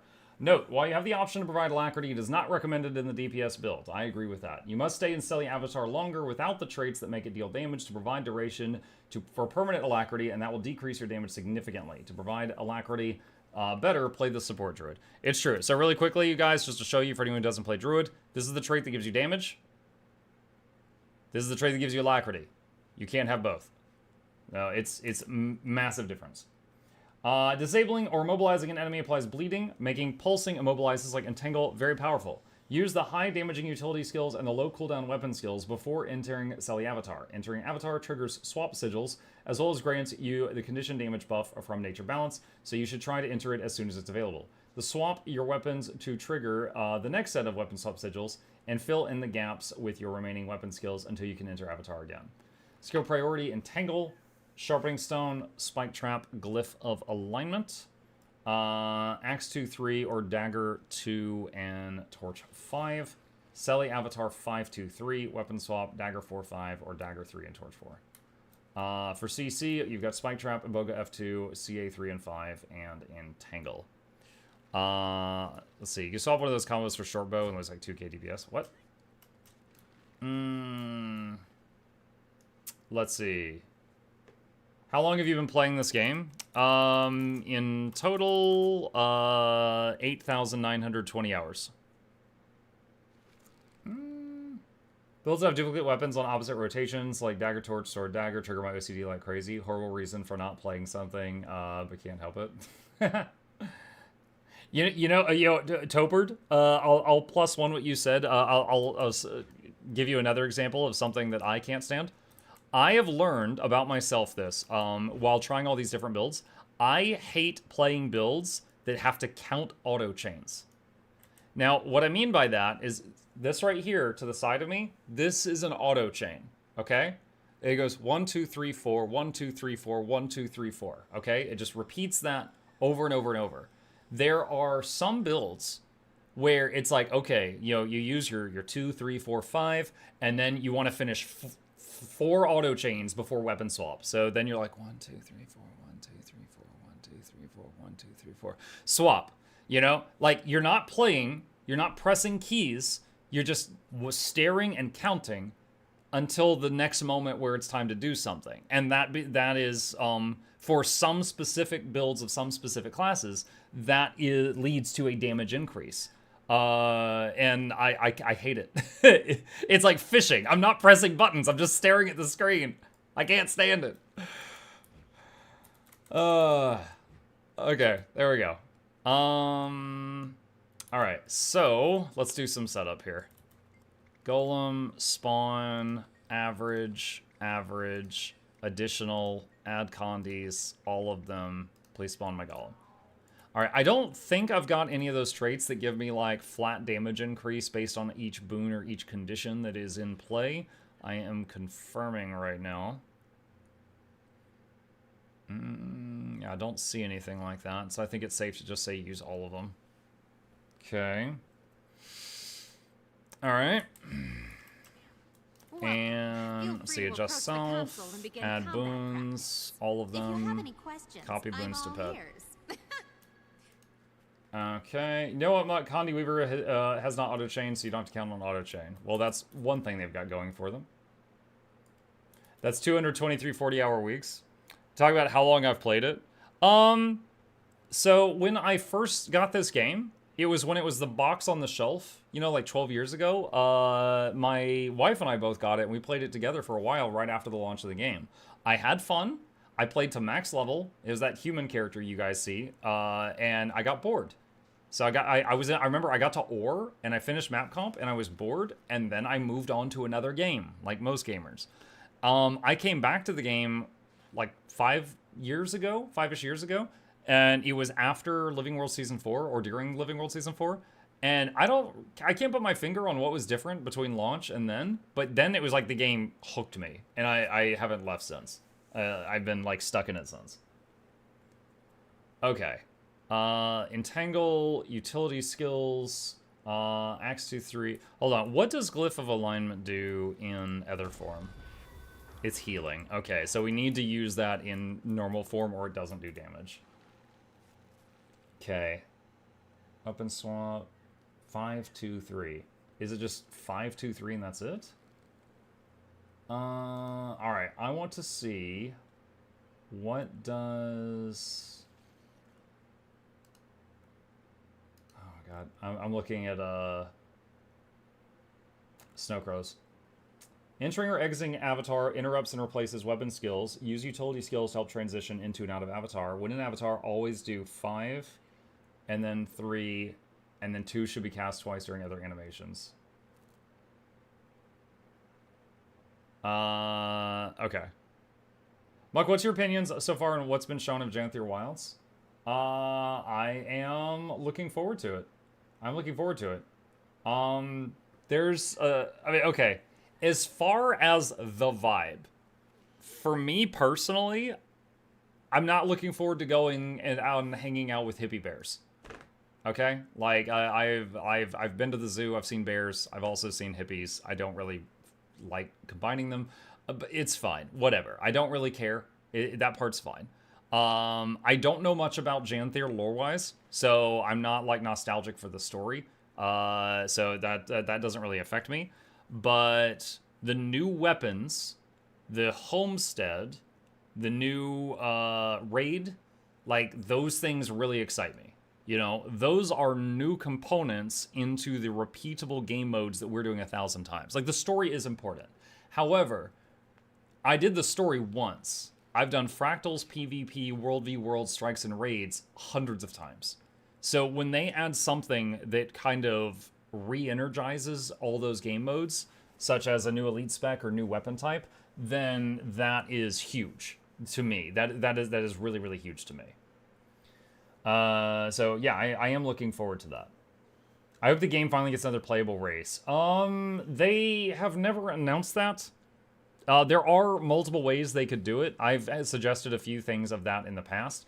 As an example, like maybe they're like, okay, we can't add code in because then we have to go back and redo all the voice lines for the whole base game. And it's like, oh, no, you don't. And, you know, for example, in World of Warcraft, they had a thing where after you got to level 55, you could unlock Death Knights. And Death Knights start at 55. It made no sense in the story for the Death Knights to be there at level 1 before the Lich King rose up.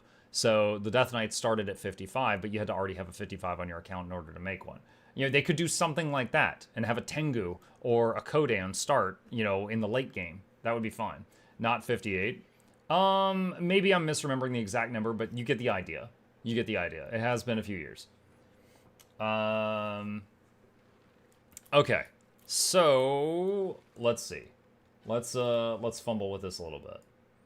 All right, so we're running at this guy. We can pre-sharpen and entangle, use this and this and this and this and this and that and that and that. Okay.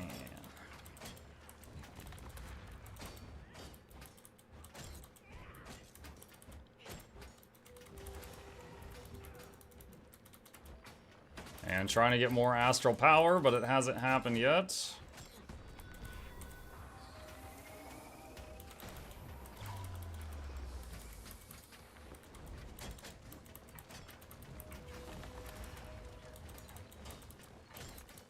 So, if there was other players around me and I was doing a tiny bit of healing to them, I might be able to enter astral form a little bit sooner. But that's not the case right now.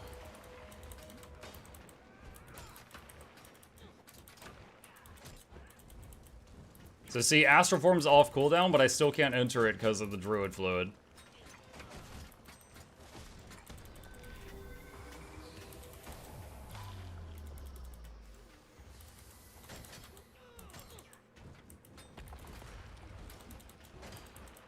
Easy 30k. Yeah, I am using Ascended Food, though, and this is actually the first test where I've actually gone through the trouble of using Ascended Food. But yeah, we are doing 31k right now. Put on damage aura. I don't think I'm doing enough healing to survive it. I do not think I'm doing enough. Snowcrows uses mild damage aura for better CA generation. Need to dodge twice at start to avoid getting into combat. Testing. If you have any inquiries, come speak to me. Okay. I will try it. Regen will carry you. Well, does that mean I need to use my own healing spring from time to time in the rotation? Alright. I want to see... Hold on a sec. Again, I'm comparing two guides just to see... Actually, hold on a sec. How much does this regen tick for? Why am I getting 2 heals? Oh, is one of those rugged growth? There it is. Rugged growth. Protection heals you every second. It's used often in hand kiting builds for Deimos. I forgot I had that in this build. Okay. So, let's see. Snowcrows. Sharpening Stone.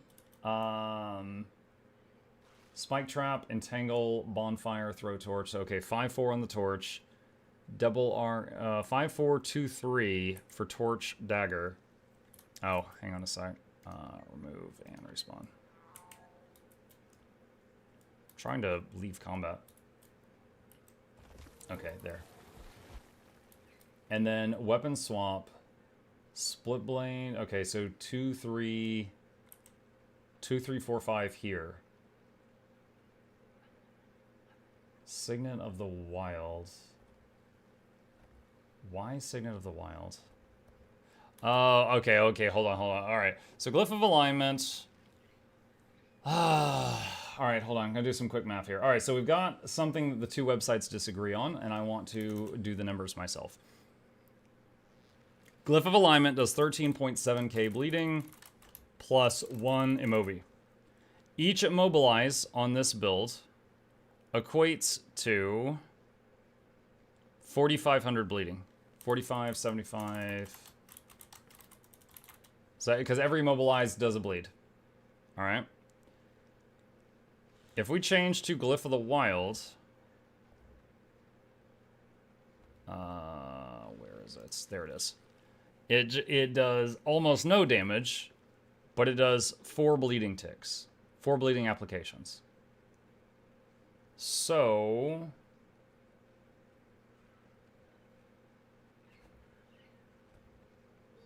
I use alignment and the poison trap. Snowcurse isn't that's higher damage. What does Mux do? Is he druiding? Yeah, we're learning Condi Druid.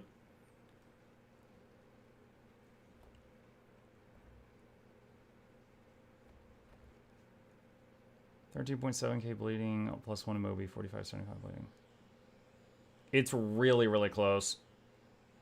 It's really, really close. So 4 immobilizes from Signet of the Wild is almost the exact same damage as the bleed of this plus 1 immobilize.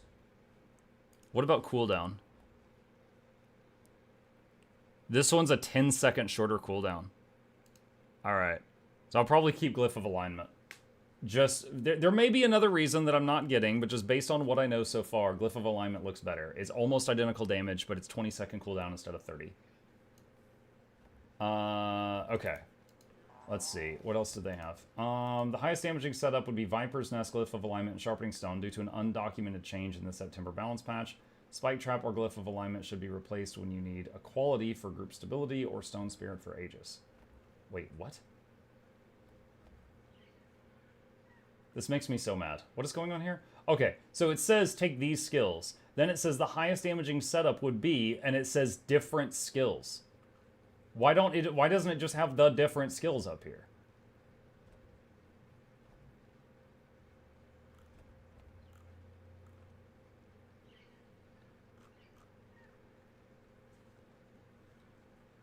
Medica, explain!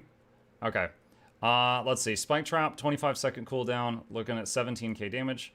Viper's Nest is 6,500 times 3, 19.5k, and a 20-second cooldown. So the poison nest would be a bit more damage output than the Spike Trap. For the plus, it's a shorter cooldown, but the Spike Trap has CC if we want the CC. Meow. Yeah. So this one's better for damage, the other one's better for CC. Well, will you be trying the Fa Tempest? The Fa Tempest? Undocumented change, so possible bug. Hang on.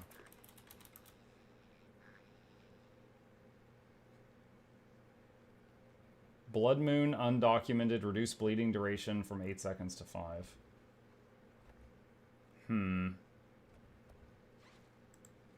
Okay. I know you're doing Druid right now, but have you tried Condi Pistol Elementalist? Only when the pistol was first being showcased, I tried it out.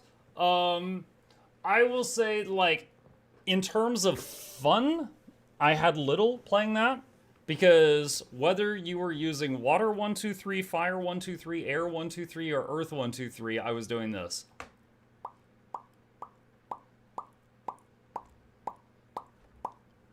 They all look like that. You got 12 new moves and they all look like that. So I found it to be a dull weapon. I was quite bored. And I also found it to be punishing. And the reason I say that is the way it works is you've got these things called elemental bullets, for those who don't know. And it'll be like, you press 2, and you get a little elemental bullet floating above you. And then when you press 3, it fires it and juices up the 3. So people figured out that, like, okay, always press 2 first and 3 second, it's a damage increase. Let's say you do it wrong at one point during the fight, and you don't realize it because there's a lot going on.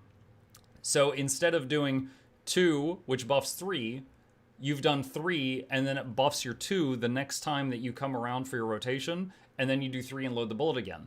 You become out of sync for the entire fight, even if it's a 10-minute long encounter. If you make one mistake with the elemental bullets and you don't realize it, it will punish you for the remainder of the fight, no matter how long it is.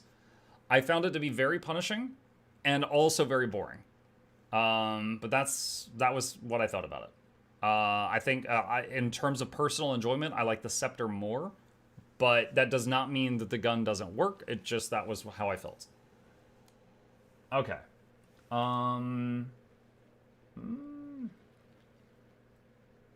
Let's see. Viper's and Glyph of Alignment and Sharpening Stone. Spike Trap or Glyph of Alignment should be replaced when you need Glyph of Equality for stability, stun break, and break bar damage. Stun Spear for Aegis. They really did manage to goof Elemental Gunslinger. How they pulled it off is beyond me. Okay. Let's try this out. Alright, hang on. So pre-sharpen. And then dodge, dodge, entangle.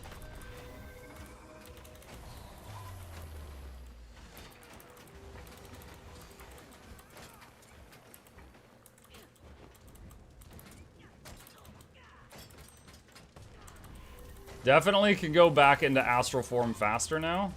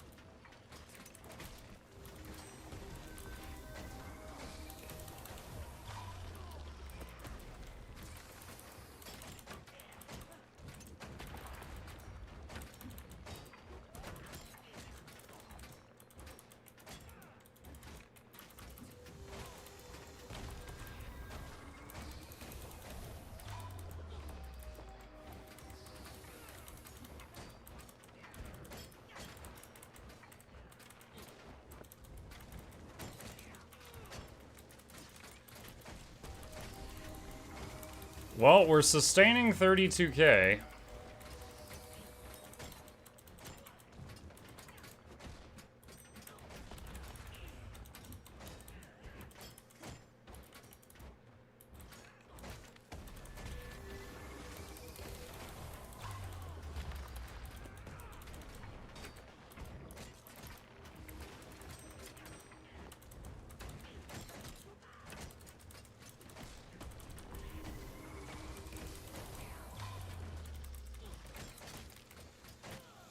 Alright, so we did 33k there while in the mild agony field.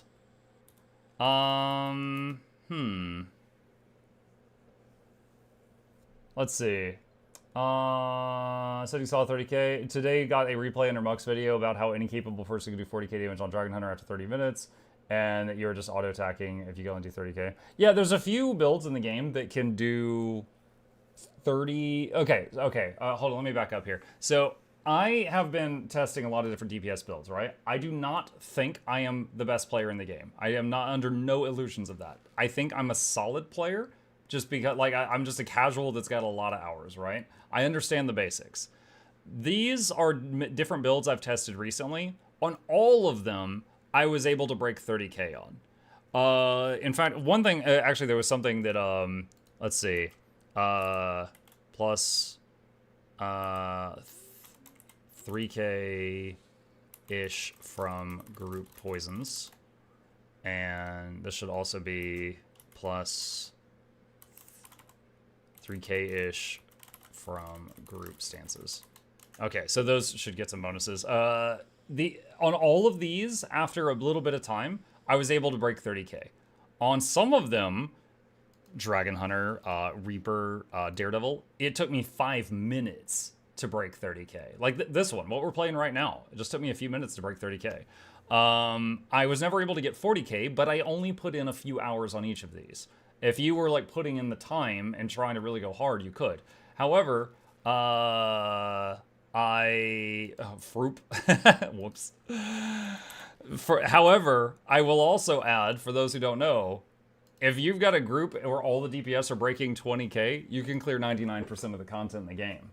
If you're doing 30 to 40, well, you're just polishing your resume at that point. Purple for Daredevil. I'm gonna make it pink because you complained. Okay. So we got 32. Is there anything else here that I want to tweak? What about with Hammer Warrior Muck? Did you get Warhammer 40k?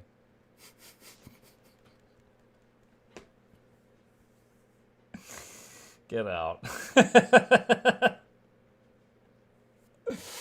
That's so stupid. Alright, let's see. Entangle, utility skills, Axe 2-3, Dagger 2, or Dagger 2, Torch 5, Sally 5-2-3, Weapon Swamp, Dagger 4-5, or Dagger 3, Dagger 3, Torch 4. I'm skimming both of the guys to see if there's any other little things that I want to steal from this.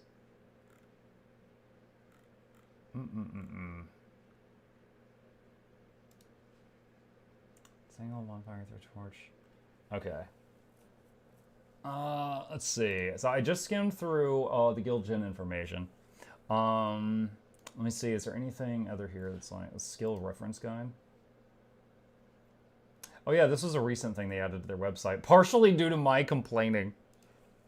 Partially due to my whining about it. Dagger torch loop, bonfire, double arc, throw torch, instinctive, engage. So 2-4-3. So 5-2-4-3. Fill with auto attack, double arc, enter Selly, instinctive engage, double arc, throw torch.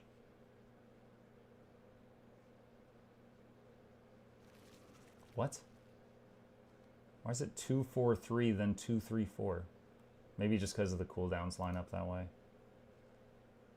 2-3-4, auto 5, 2, Selly, 3-4-2. Oh my god. Selly, always cast Natural Convergence and Lunar Impact. Seed of Life should be cast twice during the animations. Rotation nodes, utility skills should be used nearly off cooldown, but prioritized for smooth Selly avatar transitions. Enter Selly avatar off cooldown, but only for the time necessary. Delaying release, avatar will drain more force than needed. Astral Force is generated by doing straight damage or healing. You cannot generate Astral Force while in avatar. Yep. So, I've gotten fussed at before for not reading enough of the notes on here, so I'm trying to see everything else. Keep in mind the video below showcases the best case scenario with perfect Astral Force generation. The build will perform worse in most squad compositions. Wow. Awesome. Good to know that the video showcases something that it will be actually be worse than that. Okay. Reading as a DPS lost muck. Yeah, just hit them with the book. Okay. Alright, now I'm no stranger to Druid. I have not tried playing DPS Druid at any serious point, so that part is a little new to me, but I'm picking up on the buttons I have to hit pretty quickly with this because of that. See, CC, I think our biggest CC is the Astral 3. That does a daze, and then also we're almost permanently putting Immobilize on the enemies. That is going to build up. What utility do we have? So we can swap out Viper's Nest for a slight DPS loss to bring Aegis with Stone Spirit or Stability with Equality. But it's not always in the kit. We have to do it before the fight. We have to know that we're going to need that. And then we could swap to this pet for another CC, and then it does okay damage until we swap back. But we don't want to stay with this forever. And the reason for that is when the Jacaranda roots you, as any PvP player knows, it does like 5 small roots back to back. And that means it triggers Blood Moon 5 times. So the Jacaranda root with this build actually does, like, over 20,000 bleeding damage. Just, it takes a while to happen. Entering CA also does a little stun. Lots of constant CC from Chill and Moby. Wait, entering CA does a little stun. Eh? What you talking about, Willis? You cannot change the elite for Revive? You could, but it's a significant damage loss with this build. Pressing the elite button with this build is almost 40,000 bleeding damage. So you Whereas with the Untamed, if you swapped this out for an AoE revive, you lost nothing. With a Condi build, so let me put it this way. Condi Ranger has a ult elite move that does a lot of Condi damage. Power Rangers are Morphin Time. No, Power Rangers do not have an elite move that does a lot of power damage unless they're a Soul Beast. One Wolf Pack does.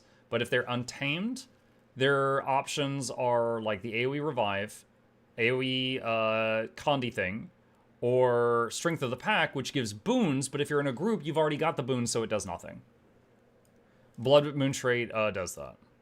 Daze enemies when you become Selly. Oh, yeah, okay, it does. Does it list how long it is on the tooltip? Nope, it's not even updated on the tooltip. Okay.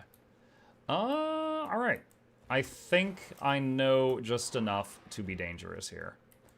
So, yeah. Okay. Let's zone out of here and see what we can do. Maybe we can get some strike groups, try this out. But yeah, so for example, I recently did a build on my favorite DPS support right now, which is the Quick Power Untamed. And for the elite options, it was like boons. We already got them. The Condi skill, it's power, so the Condi skill does very low damage. The Untamed elite, which I've actually never played a build that used that. Or the AoE Revive. So it cost us nothing in that build to bring the AoE Revive. When we played DPS Spellbreaker, there was a DPS... The Winds of Disenchantment could be used for a small DPS increase, but it was very minor. So taking the Banner Revive there, didn't hurt us much. But from Memory Jagger to F2, autocast doesn't proc Blood Moon. Regular cast does. This was a while ago, not sure if fixed. Really? I can easily test that. I'll need to go somewhere with an enemy. Hang on.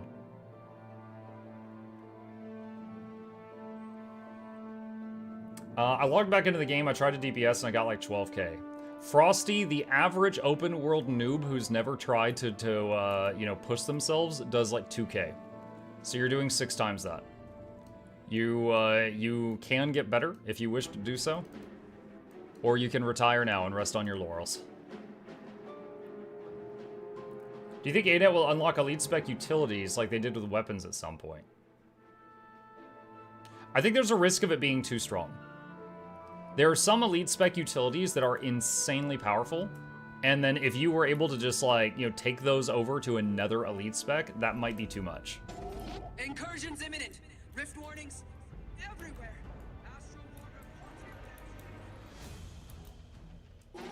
Head to your designated spirits. Willbender with quickness mantra. There you go. There's an example of what not to do. Alright, here's a little test here, guys. Alright, Jacaranda has the F2 on autocast. I'm clicking pet attack that Moa. It did a root. And we see bleeding stacks. 7, 9. It got up to 9. Okay, it's working. We're okay. We're okay. So the autocast Jacaranda F2 is working with Blood Moon. We're good. Okay, cool. Back to the Wizard's Tower. Utilities would be a balanced nightmare and would take a lot of the identity of the specs out. Yeah. Also, some of them just wouldn't work. To give you an example, Druid utilities are glyphs.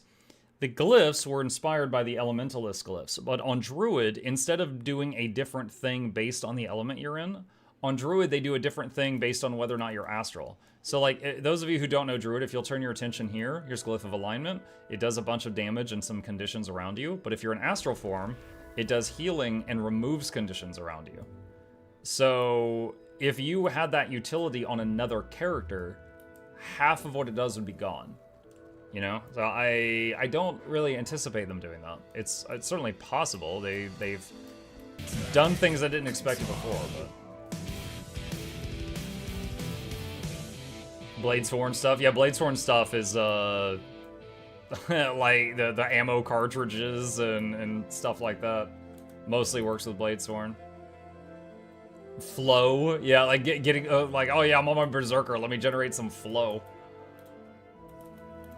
Skill type limitation is why so many relics suck. What's up, Tim Manson? Okay, so what I would like to do now, for those of you who would like to join me in a video and show off your skills, is play DPS Druid to the best of my ability in the daily strike missions. If anyone on EU, I am on EU, chat. This is a healthcare stream.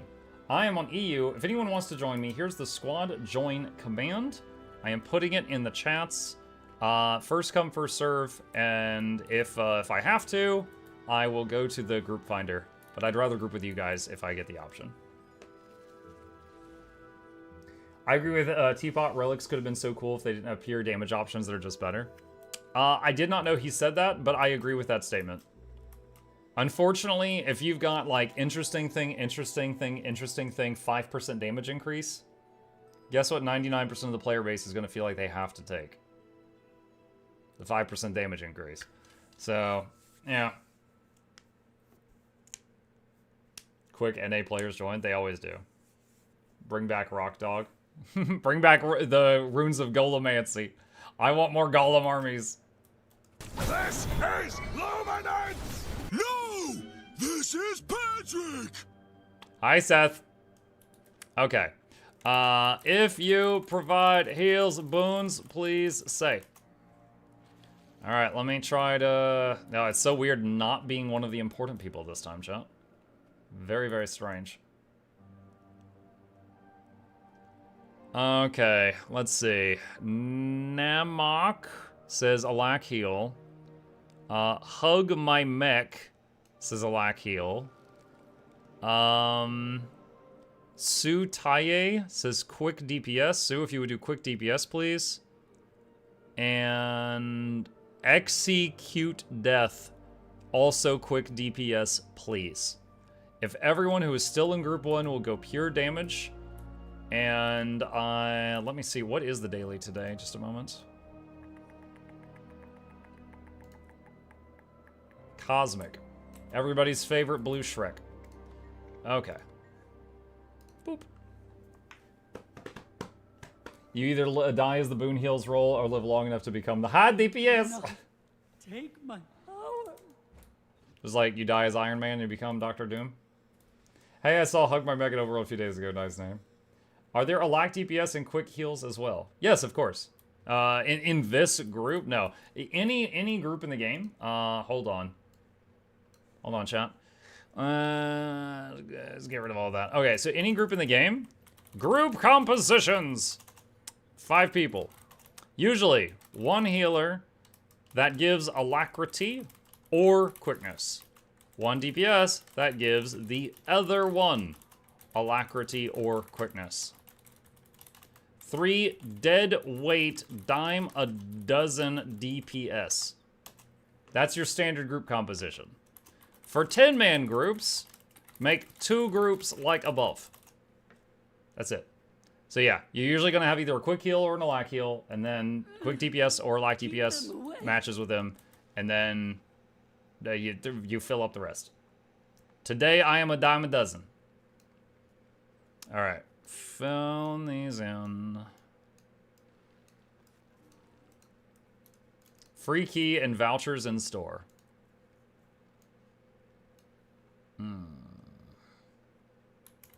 I will tweet this in order to get the internet points. Boop. What's the vouchers? The vouchers aren't free. The vouchers are just there. Hold on, so if I take the key. Okay, the free symbol went away on the thing. Everyone get your free key! Free BL key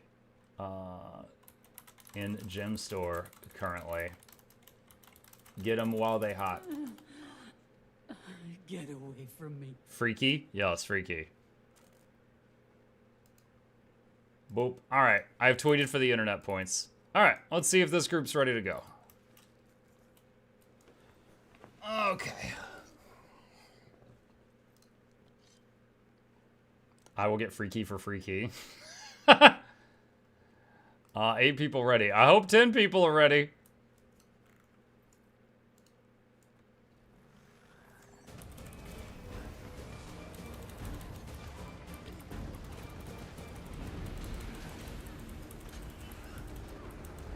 Oh my god. Oh my god, the movement. What are you doing? You'll kill us all.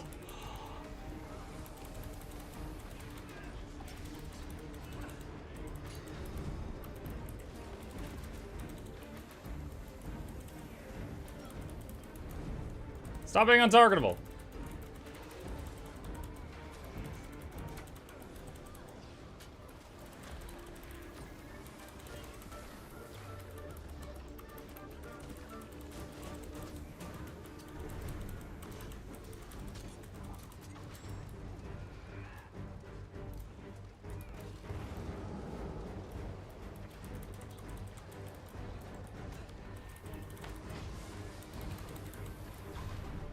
Me just staying in that pile like, ah, DPS!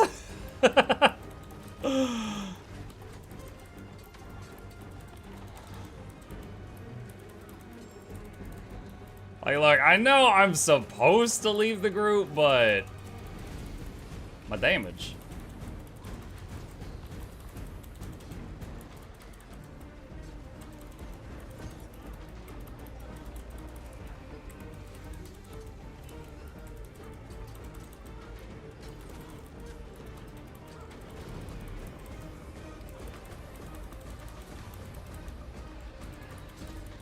Oh, yo, I had to fight my muscle memory there, chat. In the middle of that, I started changing to the heal rotation for Druid. I'm like, wait, what am I doing? This doesn't do anything right now. Stop me.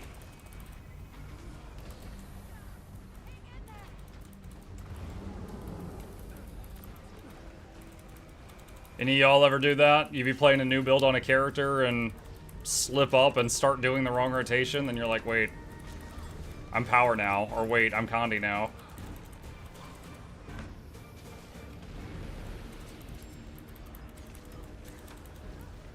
Years of academy training wasted.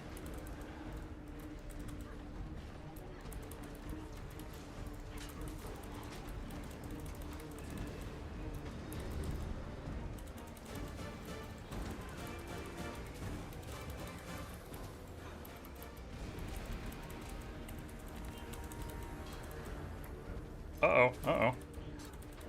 That move I just did, it makes you sidestep to the right when, and I had the arrow on me, so let me just give everyone a mild heart attack.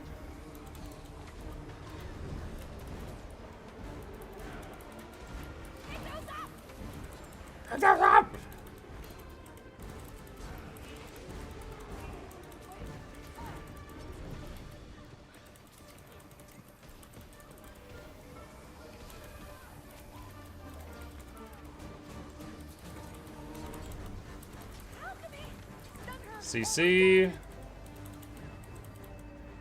Okay. I had one more CC that I had my finger on because it was going to lower my damage if I did it, but I was not forced to do it. So I didn't.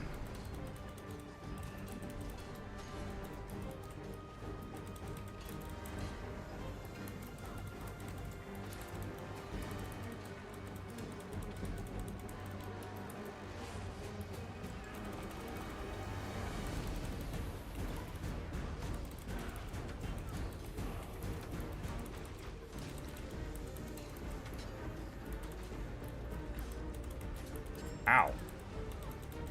I apparently was not farther enough back in the pile.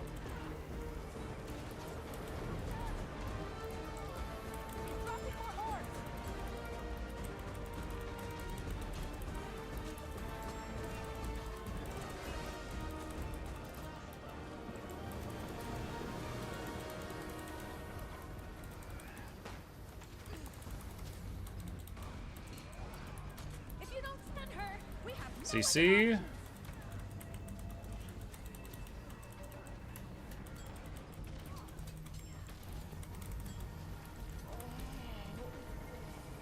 Oh, nice. Definitely learned a couple of things there. She's doing the green arrow on me. Do not do this thing, because it scares everybody. So we ended at 25.8k. Harbinger was pumping 30k. I like how Muck always complains about low IQ DPS, but then every time he plays DPS he reverts to one brain cell just like the rest of us. Muklukluul Mukluk Smug Mukluk Pog. What do you mean, us? So, you must understand, I'm doing this to give the people that watch this on YouTube later an accurate representation of the stupidity involved in playing a DPS. They don't want to see a smart one. They're like, no, sir. I didn't sign up for that. I don't read the book. I throw the book. I eat the book. And we're not doing any of that other stuff that you just said. So they want to see an accurate representation of themselves. Like, you know how people complain about representation in gaming? DPS just want to see unga bungas in gaming. That's it. They don't care what the character looks like. They're just like, show me some stupid idiot smashing things. That's what I want to see. That is literally me. It's me for real. What is the daily strike here? Harvest Temple. Nice, an easy one. Your method acting? Exactly.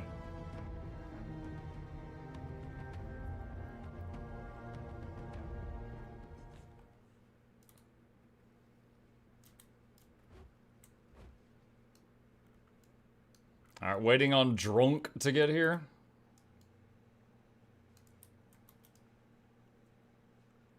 You wanted fun? My body is ready.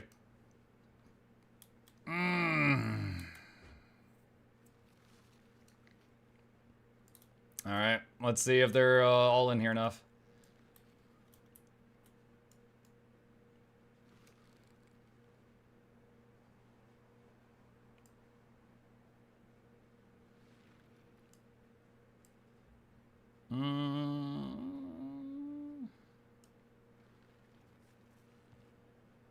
I'm looking at the classes here. I think we should have adequate barriers for the Zibabble. I don't think I need to nerf myself by bringing a siege turtle for 5 seconds of barrier, so I'm not going to do that.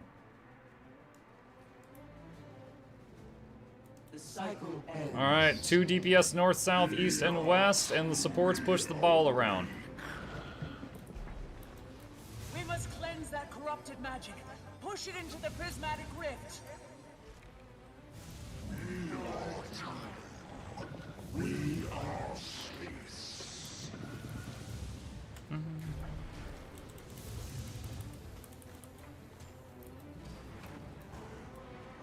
I never knew that. Apparently those little dudes are immune to immobilize. I was like, yeah, I'll just immobilize this guy, make this easy, and he's like, nope.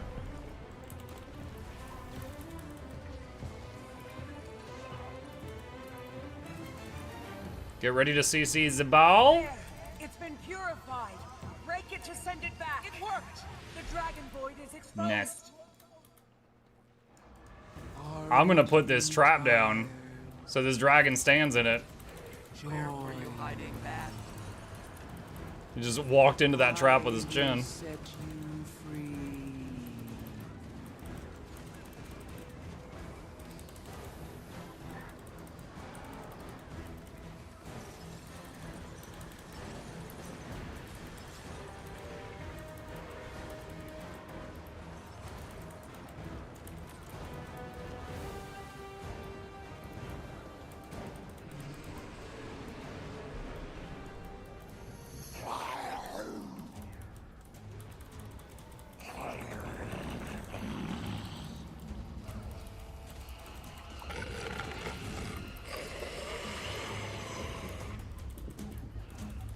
Get ready to run.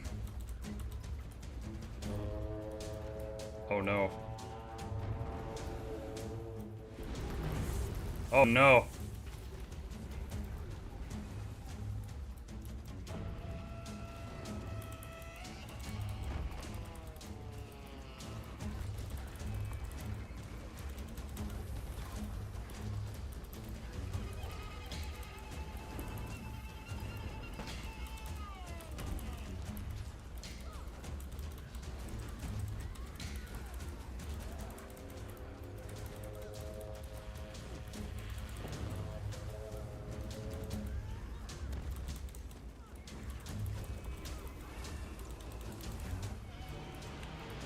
This is definitely not the best fight for Condi, since they get a new health bar 11 times.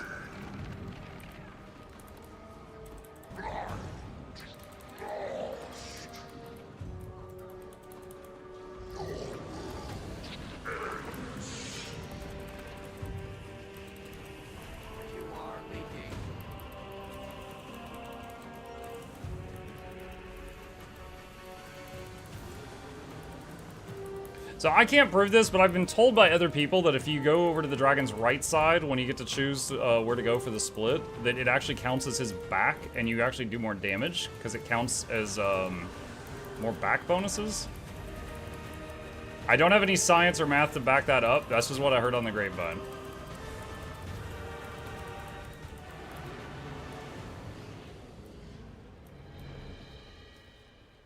Another corrupted orb. You know what to do. Oh, I followed you guys because I was like, oh, they remember. They know what's up.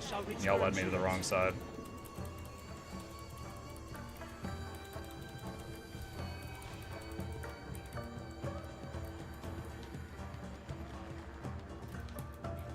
Whoa.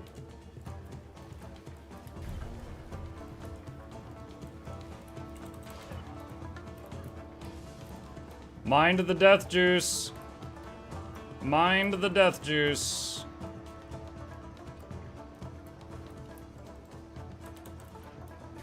So you see the orb?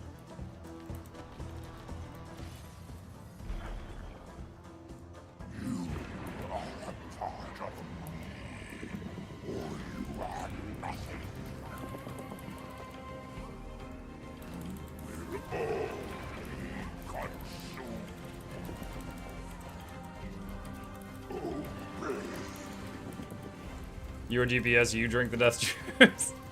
I don't think that's how it works, you guys.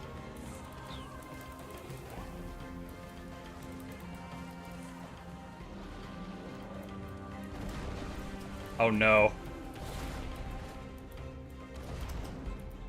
Okay. No one important went down, it's fine. Sorry, Mara.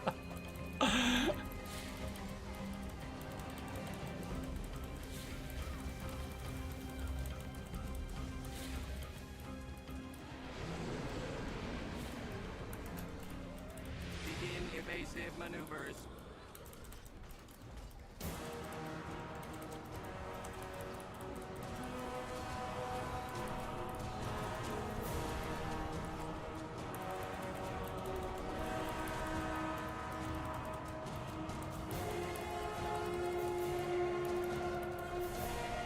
Ah!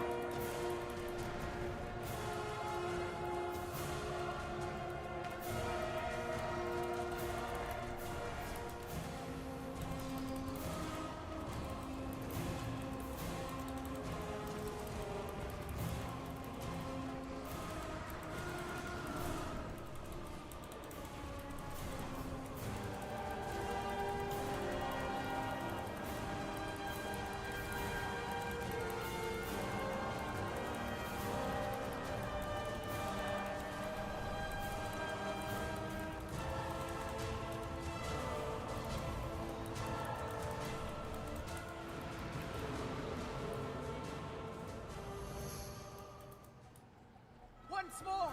It's working.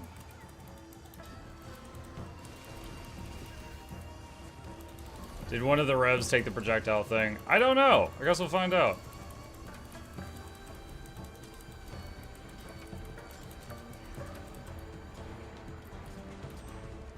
Ow.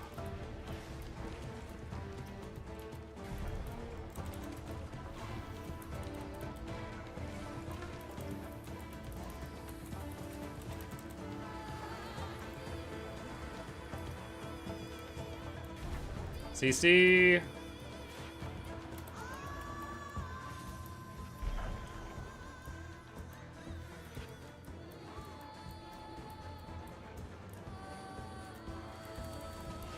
Threat exterminated.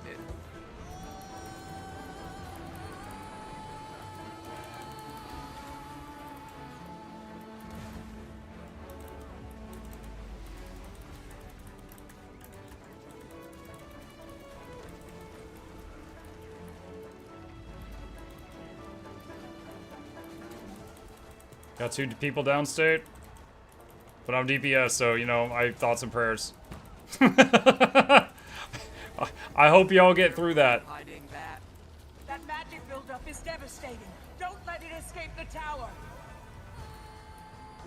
Like, man, I ain't reading all that, but I'm real happy for you, or I'm sorry that happened.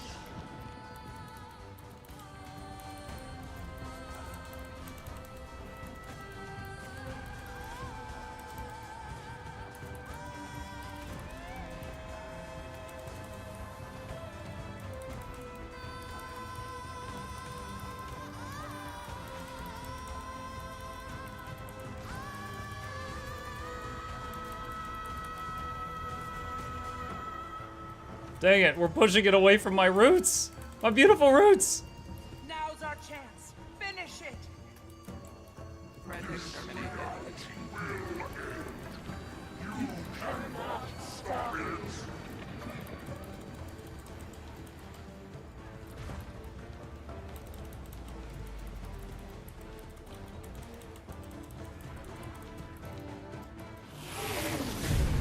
Ugh.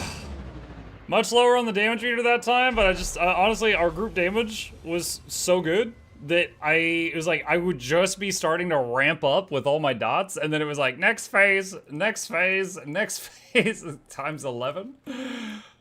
So, definitely, I was just, less bursty than the other folks.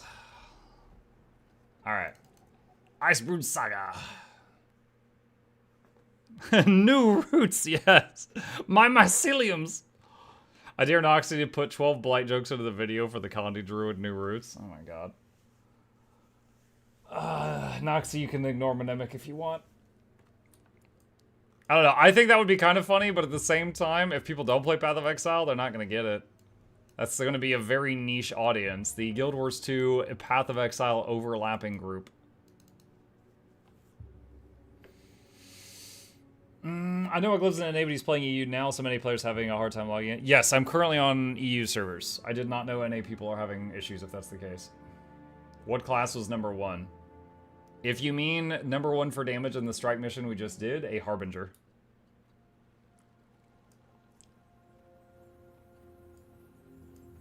Probably Pistol Harby. Because you have to run away from the foe a lot on that fight, and Pistol you have 100% uptime on shooting him in the face. What else would Noxxi roast you besides Mike? Noxxi doesn't hold back. Noxxi roasts me on anything. I actually gave Noxxi, like, let's say 100 footage for a video to work on today. And she wrote me back, and she's like, footage 95 through 100 sucks. Re-record this and make these changes. And I'm like, okay. So after the stream, I'm going to be re-recording some stuff. Commander, heard you're headed back into the pass. I'll be right there. Give me that. You stay put. Hey! Be careful up there. Conditions have gotten worse since Bangar left. Power Harvey is We'll have using to one-hand find another sword. way out. Also a ranged weapon.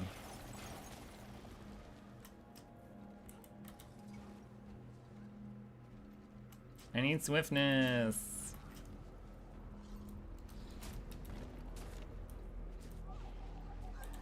Turbo mode engaged.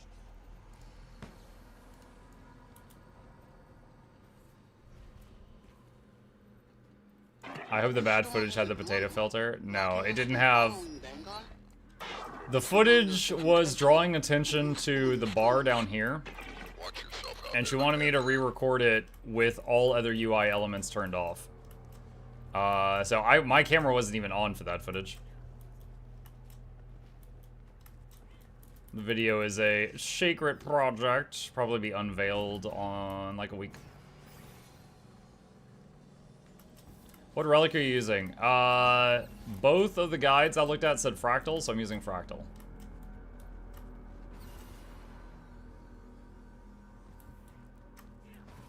No.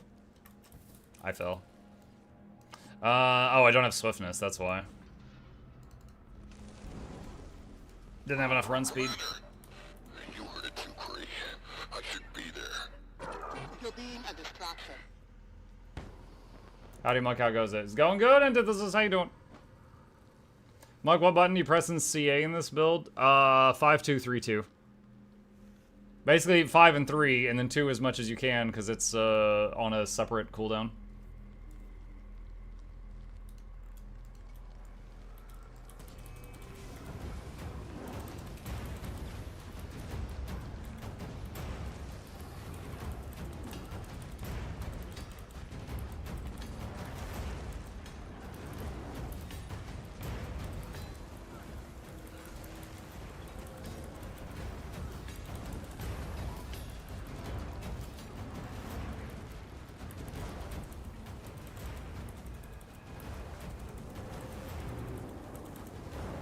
No, he's invulnerable. But it's time to hit. Stop being invulnerable.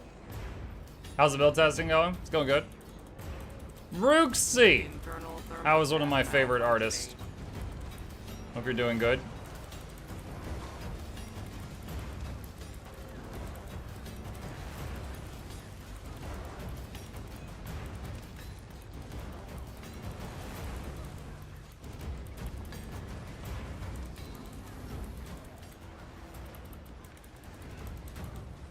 Splat!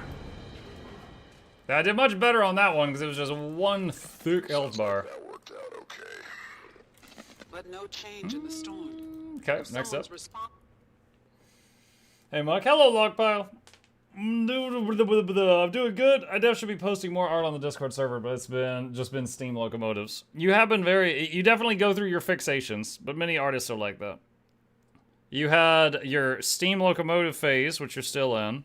And before that, you had your, that guy, the Sun and Moon guy from Five Nights at Freddy's phase. And before that was your Asura phase. I, of course, you know, most a fan of that one, being a Guild Wars 2 creator, but I support you no matter what. Unless you start doing the, like the OnlyFans phase, then I'm like, okay, I gotta step back. I can't publicly know this guy. Let's see, DeBears.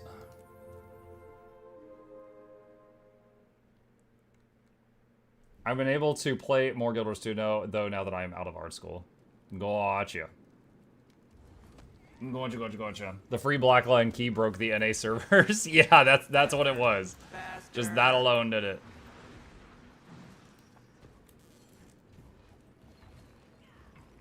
Stab.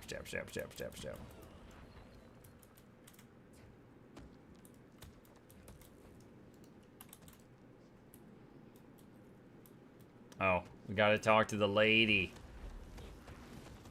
You're young to be so confident. Been working on the new Leggy armor. Very simple to get, but very time consuming. Takes a while. Why you not open your key yet? I don't know if there's anything in the Blackline chest I currently want.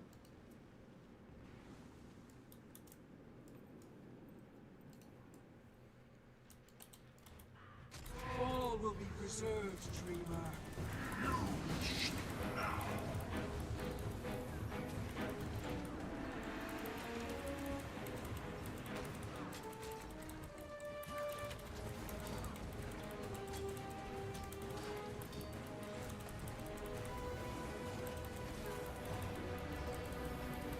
Wish the hammer guy would come over here so I could AoE both of them. It's playing hard to get. Guide the arrows, my claw.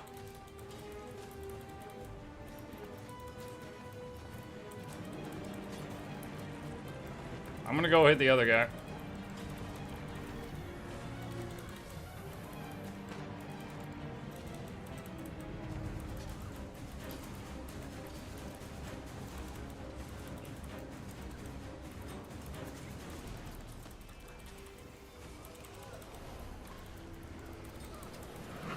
Steadies our hand.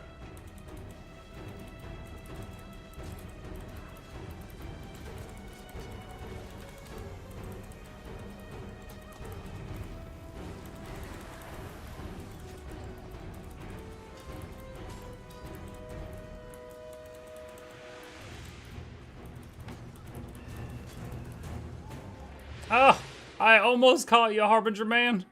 Almost.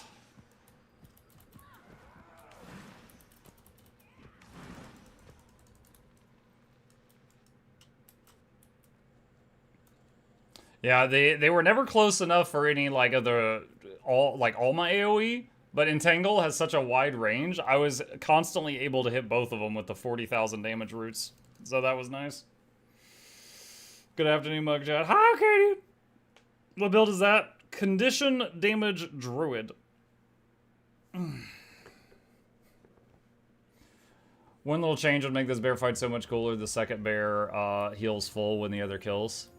That would make it to where AoE damage would be pointless. That would be less bunga. Less unga.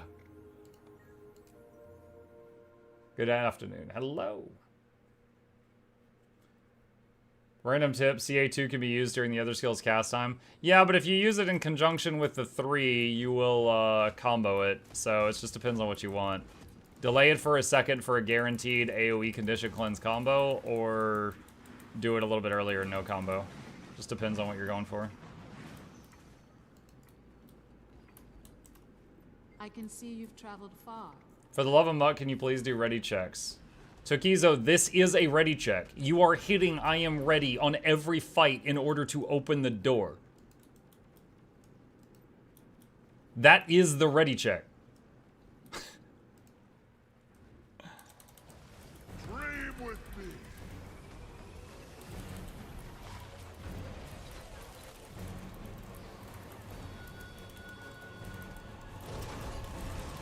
Ready check harder? Oh my god.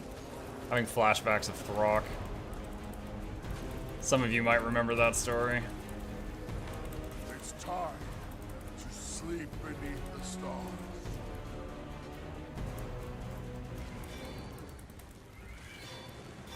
There has to be 3 ready checks to be sure. Oh my god.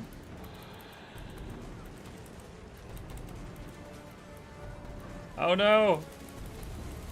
I was stunned for 10,000 years.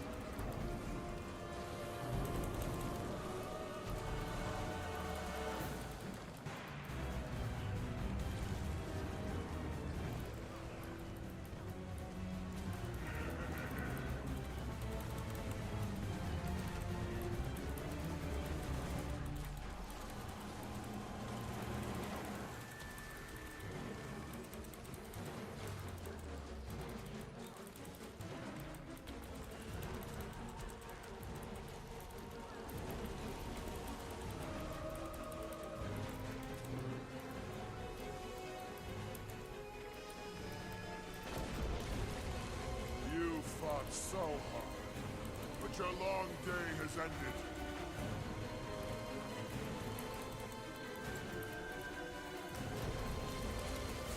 What? I jumped over that. You're a big fat phony.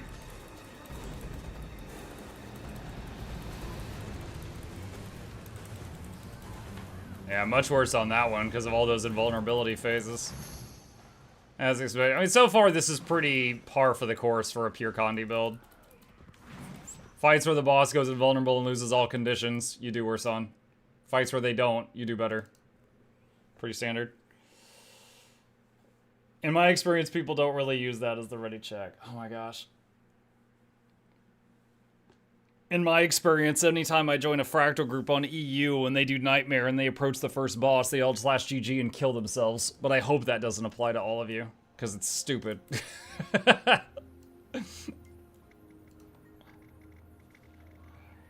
Let's see, we just did Frightened Whisper. Ready check, all GG, pre-buff, ready check again, as always. Oh my god.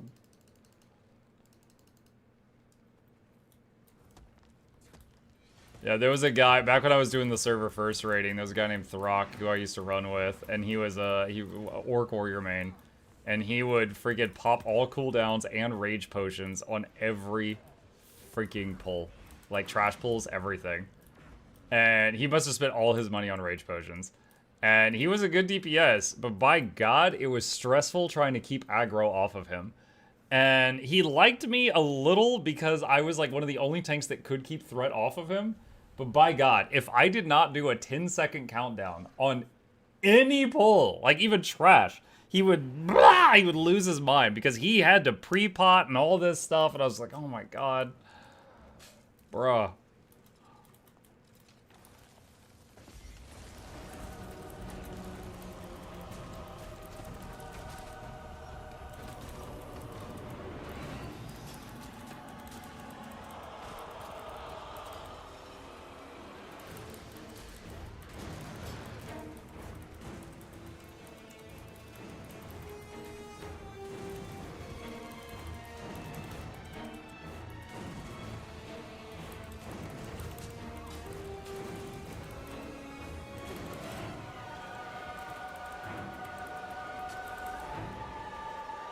I need a 10-second warning for every pull. Yeah, because he had to pre-pot.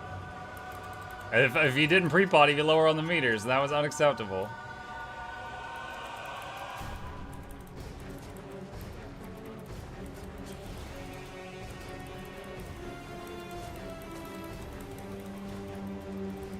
Oh, there's someone downstate. I hope they get well soon.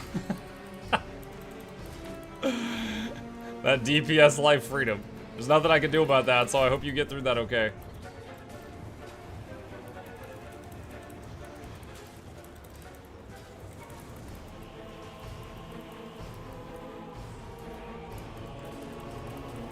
Oh no! No! Am I dead? Wow, I'm dead. They didn't save me. Dude, new chains spawned as I was using Dagger 3 and flying into him. Ah, rip.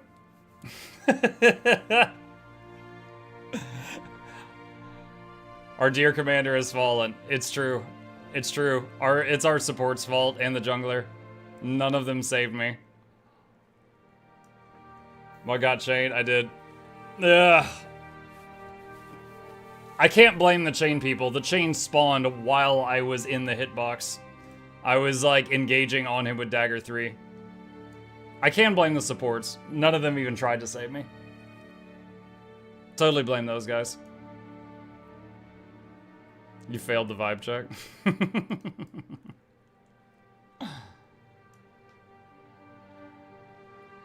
Now you enjoy the pure DPS perk of snack breaks.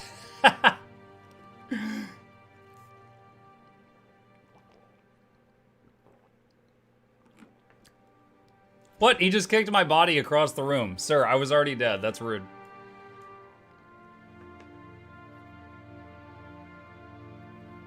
Why the hell you are telling people that DPS don't res? I'm not telling them that they shouldn't. I'm telling them that most of them don't. Also, if someone is downstate inside, like, fire, it requires, like, someone to, like, search and rescue or Scourge pull them out of the fire to save them. Like, when I went downstate, I was in the chain, and I was in the hitbox. There's no way that the pure DPS could have gotten me up. It would have required one of them doing search and rescue or something. I would release and respawn, but I still don't have the button. I can't. Thank you. I tried search and rescue, but you died in 0.1 seconds. Terrible reaction time. You saying you can't search and rescue in 0.05 seconds? Oh my gosh.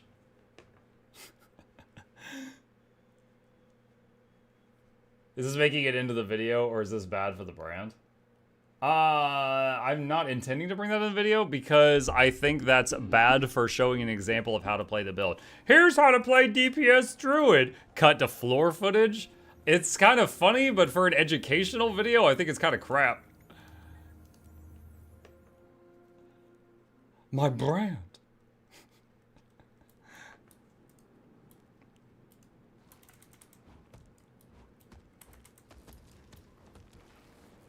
I want an auto. There we go. Is saving floor footage for DPS kata.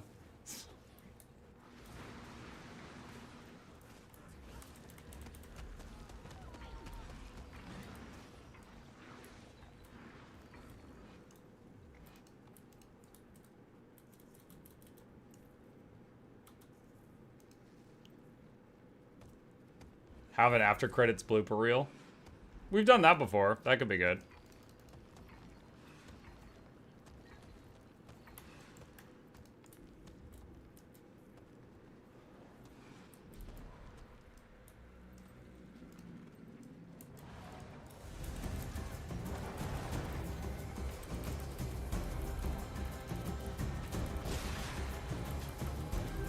Oh boy.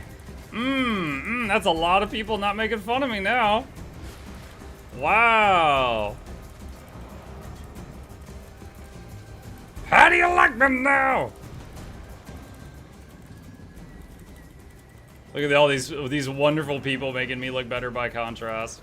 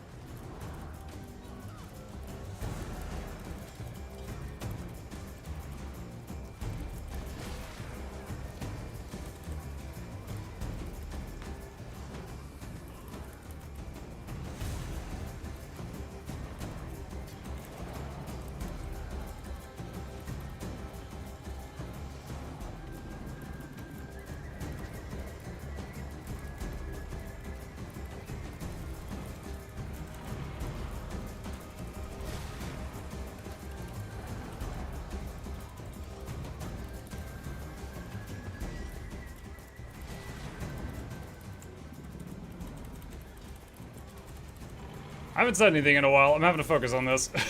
The healers are keeping us alive, but it's a little erratic. Health bars are bouncing around. I'm a little stressed.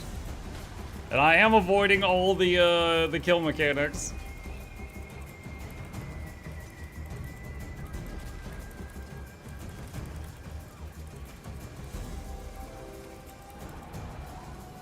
Let's rock. There we go. Top DPS. Finally beat that Harbinger. It just required half the group dying.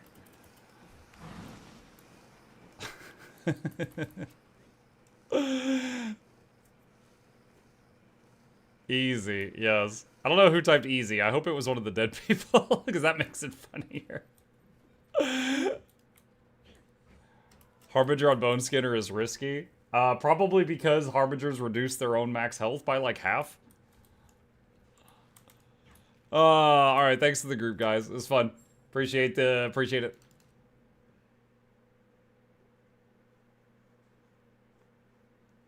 His mechanics are not complicated.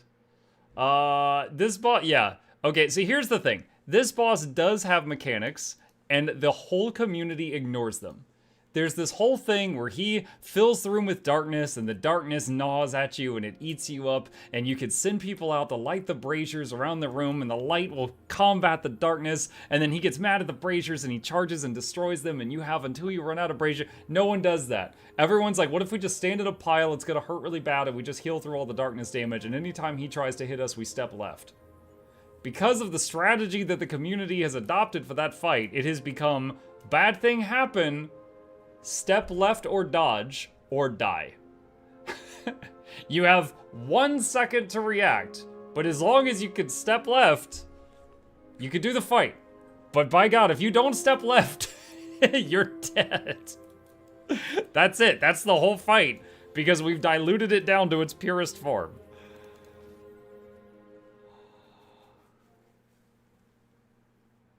That's effectively most community strats, yeah. Why left? It's just become that. So here's the thing. Okay, if you're the player and looking at me at the Bone Skinner, he will lift the arm. He will lift that arm, and then you just like step left and swing around it. And then he also has a cone attack. So you just keep orbiting around him. I mean, if everyone was on the same page, you could move around to the right and it would be fine. But people have just adopted step left. It's truly, not, there's like no special reason why left is better than right. It's just that's what the community has just come to say, this is how to do it. Everyone knows left. I mean, everyone knows by instinct that they're going that way. I mean, I think some players probably still have to do this number, and then others don't know what clockwise is. But yeah, everyone knows at this point which way to go. Except for the 4 people that died.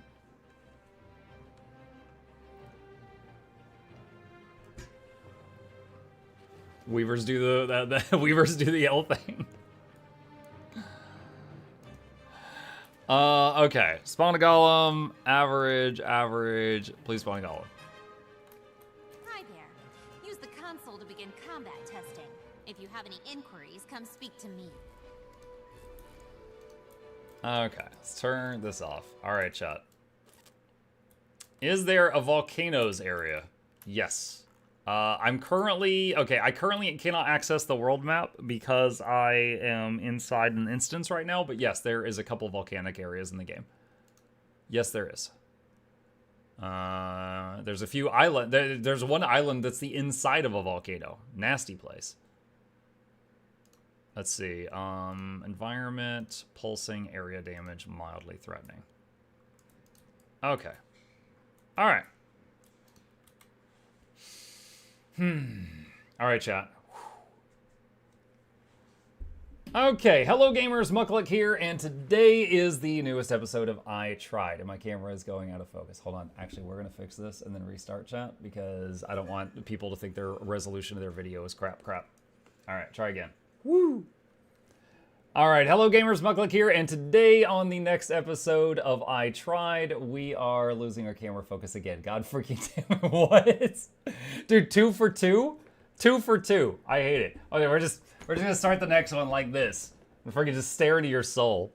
All right. I'm staring at the camera now like a hog. Hello gamers, Mukluk here, and we are starting the next episode of I Tried, where I try a DPS build that I do not main for a few hours to see how it feels, is the grass greener on the other side, and how easy was it to learn. Today, we have got the pure condition damage Druid. Now, Druid, for a very long time, for those that don't know the history, was purely a support build. Later on, they added the ability for it to provide alacrity, and later on, they provided the ability for it to do DPS. Now, it is possibly the only alacrity provider in the game that does not have a good DPS alac option.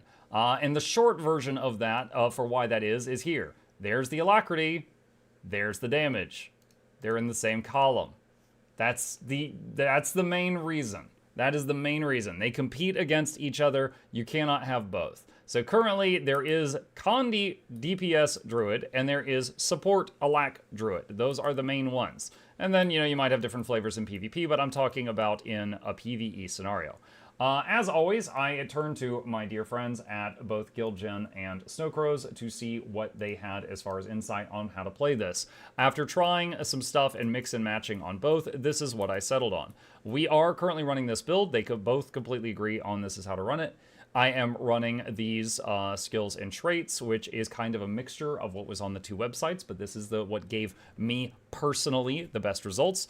And equipment, we are using full Vipers. I'm using Rune of the Trapper, and I am using Agony and Geo and Agony and Earth on Axe, Dagger, Dagger, Torch. I had one single item that had the wrong stats because it needed 2 daggers for this, and I had 1 legendary dagger and 1 ascended dagger with the wrong stats, and I didn't bother to change it. So we're probably going to be demonstrating like 1 or 2% less damage than what is the damage that you would actually get if you played this build with full ascended everything Viper. But everything else is full Viper and Relic of the Fractal. Relic of the Fractal. There it is right there. So how does this build work? So in general, the important stuff to know is down here. This is all mainly flat stat bonuses. But down here, we've got every time you inflict a disable or an immobilize on an enemy, you will put bleeding on them. Here is every time you go in or out of astral form, your condition damage and duration are increased by 10%. That's for 10 seconds, which means you want to, if possible, go in or out of astral form every 10 seconds. Just to keep that buff up. And the last thing is your astral skills will do damage. Most notably, your 5 will pulse burning multiple times, your 3 will do immobilize, and because of this, the immobilize is a bleed. Now, because immobilizes are bleeds, that means that if you do an immobilize that pulses immobilize, anyone who's ever PvP'd against a druid will know this, a Jacaranda can fire a little root missile that will pulse immobilize. It'll do 1 second of immobilize 5 times. So that means it will apply the bleeding from that trait 5 times. So you notice we got up to 9 stacks of bleeding there. All right. Additionally, Entangle will do its bleeding and also 5 immobilizes. So it will do 5 applications of bleeding from the immobilizes and its own bleeding. So Entangle does something like 40,000 bleed damage over a long period of time in this build. So really quickly, just to give a very brief demonstration of how to play it, we have a minor agony field turned on because the Druid fluid, which is this blue bar, fills up faster when you provide healing. And this build splashes a very, very small amount of healing, but if I beat on the dummy while I'm full health, it will be worse damage than if I beat on it while I'm slightly getting injured and healing those injuries, because I will get my mana back faster. That's the reason for this. So here we go. We are here, and I'm just going to pre-do Sharpening Stone, and I'm just going to double dodge through this, and going to go into Astral Form and immediately use 2, 3, and 5, and then leave Astral Form, and then I'm going to use my other skills here, and then Weapon Swap, and I'm just going to go 2, 3, 4, 5, go back into Astral, use 2 and 5, and then use 3, and I'm just going to wait 1 second and then do 2 again, which is the other option of what you could do in Astral. Use my weapon skills here, and use these, and weapon swap back, and 5, 4, and 2, and 3. And you know what? I just realized, hold on, we're doing 26k right now. I just realized I did not actually put condies on the golem. So let's do remove current golem, spawn a golem, average, additional options, add conditions to it, and just slap all of it. Please spawn. The main reason for that is we want we're trying to simulate a real group experience here. I made a little mistake there, so there's full boons, full condies. Okay, so sharpening stone and dodge in there and go astral so that we get that buff up right away. Entangle and use our other utilities because they hit really hard. And I'm not doing the perfect order of these skills, but I am trying to just constantly have something queued up, which 9 times out of 10 is decent for a noob. And get you all this. Get that bonfire down as soon as it's up. Bonfire is a very strong skill. And yeah, there we go. So last attempt I was doing like 26k. This time we're well over 30. So do that and that. Okay, we're like 32, 33k now. That is an accurate example of what I was trying to show. Okay, so now I am going to leave combat here just by respawning the golem. And hi. Hey. Hi. Thank you. Noxxi, cut this part out. Appreciate that. My wife was bringing me lunch, chat. All right. So that is the basics of how to play it. Essentially, going in and out of Celestial Avatar as soon as it's up, you go in, you use the 5, 2, and 3, maybe use the 2 a second time, and then leave immediately. Do not stay in it the whole time. That way, your remaining Druid fluids are not drained out. That way, you can get back into the form as quickly as possible. If you're new to Druid, you can only enter Astral form when the bar is completely full. The other skills here are all damage. This is poison, this is bleeding immobilized, which is more bleeding and some weakness. This is bleeding, and this is bleeding and bleeding and bleeding and bleeding and bleeding and bleeding. If you need utility, you can take one of these off, maybe the Glyph of Alignment or the Viper's Nest.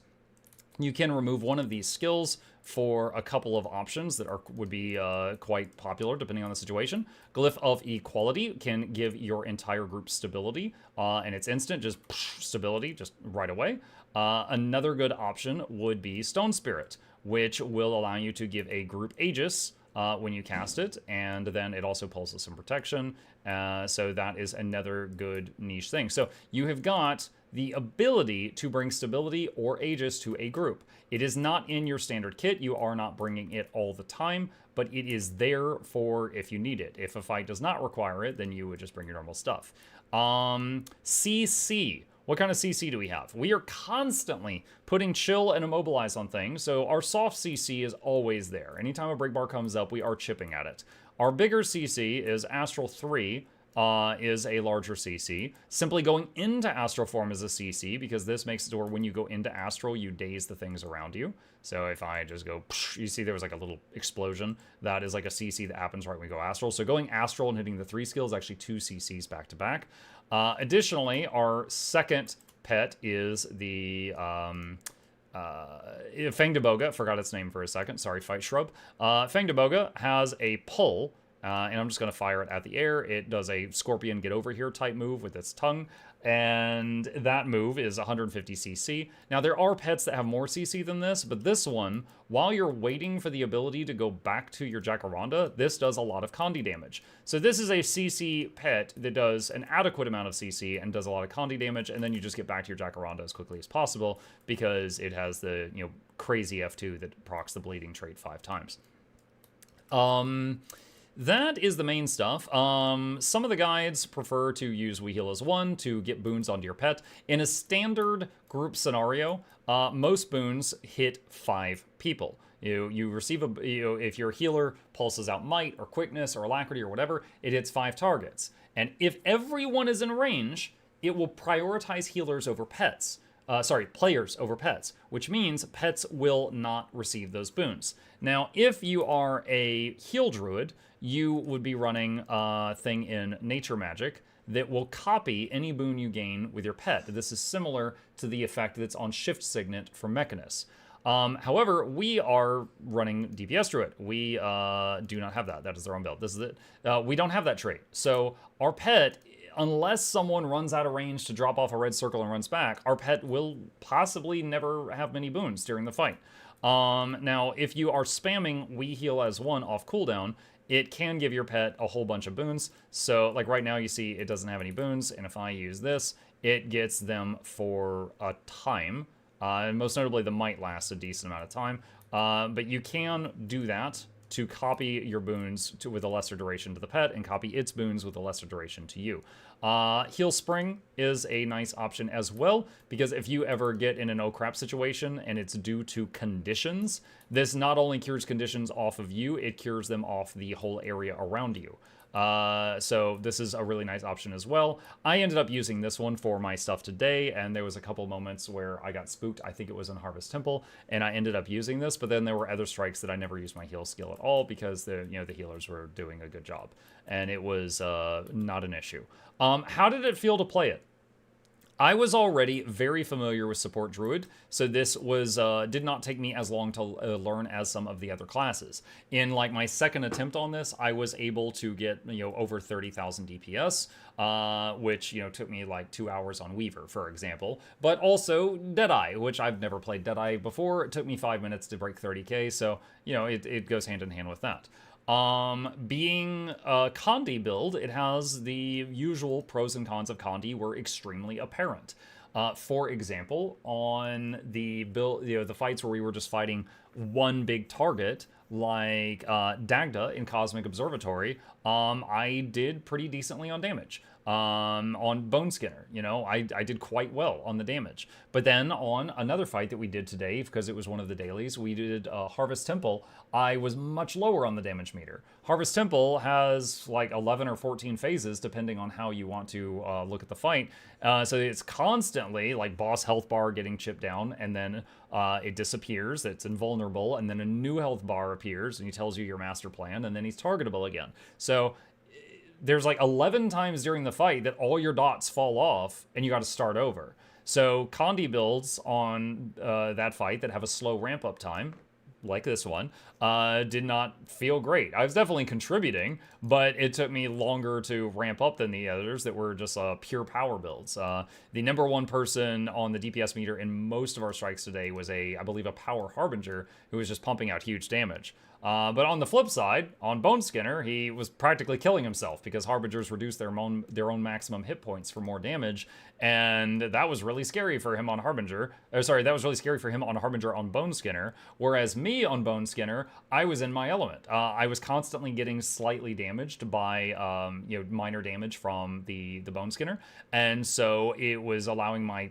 small splash heals to constantly help contribute to healing people. Which, the amount of healing this does while you're as DPS is extremely minor. There are some green numbers, but they are there, and as long as they're there, they're helping fill this bar up rapidly. So Bone Skinner allowed me to go back into Astral Form way more often than the other fights because I was taking chip damage and then healing chip damage. One notable thing to point out on this, so I'm going to put the pet on passive here. I'm going to step into this damage aura for a sec. Again, this is a mild damage aura. I'm currently getting regen from the console, which is healing me for, I think it's 180. Yeah, the regen is the 180s. Do you see how there's also some 264s there? That is from this trait called Rugged Growth, which basically makes it that every time you take damage, every time you have protection on you, which currently we do from the console, but in a normal 5-man or 10-man group, you will have protection up almost all the time if the healers are doing their job. This makes protection kind of like a second regen. This is also commonly used in builds like hand kiting on Deimos, where you might have a soul beast over there just getting hit really hard in the corner for the whole fight, and this is one of the things that helps keep you alive. This is actually a very high source of healing. So if you're in a 5 or 10-man group and your healer is keeping prot on you, which they should, this is going to be going almost the entire time. And that is awesome. That is wonderful. As far as, I already said the pros of the build, very easy to break 30k. Downside, it's a Condi build, so, any fights where there's a lot of phases, it's going to operate worse on. That doesn't mean it's terrible there, but it will be, worse on it. Anything else? Utility, we covered. You can bring Aegis. You have moderate CC. You can bring stability if you need to. Entangle is a very large range, which is pretty cool. Entangle, which is the ability that does, in total, it's going to do like 40,000 bleeding damage. But when you use it, it hits within a 600 radius. You see this? So like if I go like right here and do this, like it is going to hit that guy. So there were some fights where there was multiple enemies in a large area, and I just positioned myself to hit all of them, and Entangle hit all of them, and it was wonderful. So like the bears on the fight with the 2 bears, or fighting Franier and there's ads all over the room, or Bone Skinner and there's ads all over the room, I was able to, anytime that this ability was up, I just positioned myself in between them and made sure to hit all of them with it, and it was cool. It was like just a very hard-hitting AoE that had a very large area of effect. Yeah, I think that's mostly what I have to say about it. That is the standard way of playing it from reading the 2 guides. I may have slipped up on a few things, like, maybe I did like 5-4-3-2 instead of 5-4-2-3 or something like that, but that's generally it. In Astral, you just want to do 5-3 and 2, maybe a second 2, and then get out. In the 2 weapon sets, you want to just hit all the buttons. There is probably an order for doing it better. Let's go Muck less than 3. Let's go Muck. Thank you, Phoenix. And then use these on cooldown.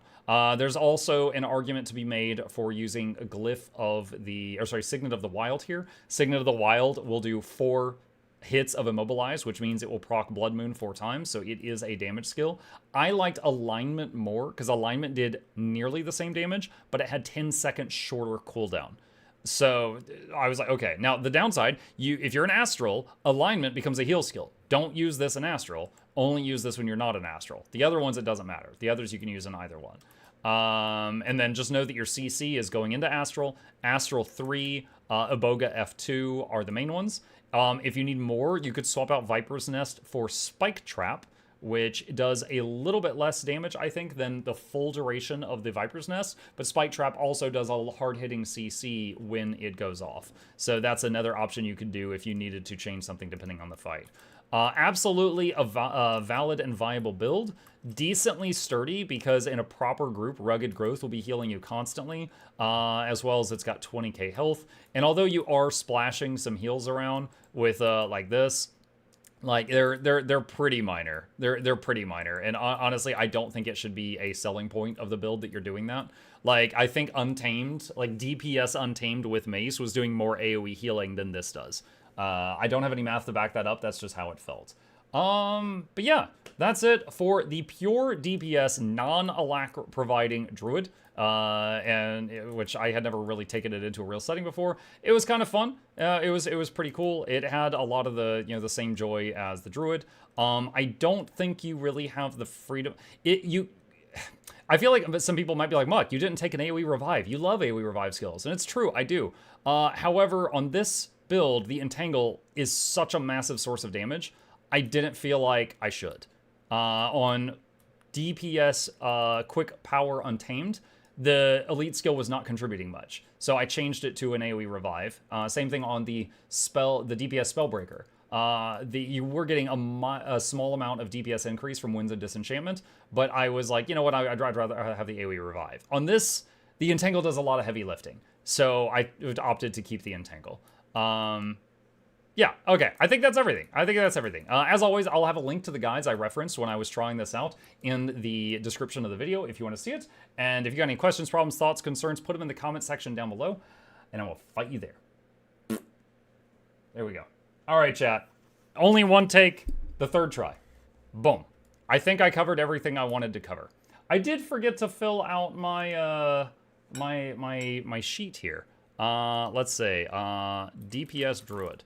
Benchmark DPS. What is the benchmark for this? What does Snowcrows think that this can do currently? Let's see. Benchmarks. Control F, Druid. 43,831. Greetings, Mukluk. Just popped in to give you money, Mukluk gift. 32k. I think 32k. Vipers, Condi, easy to learn. Yeah. CC, average. Miscellaneous utility. Can swap in Stab, Aegis. More CC. Ranged or melee.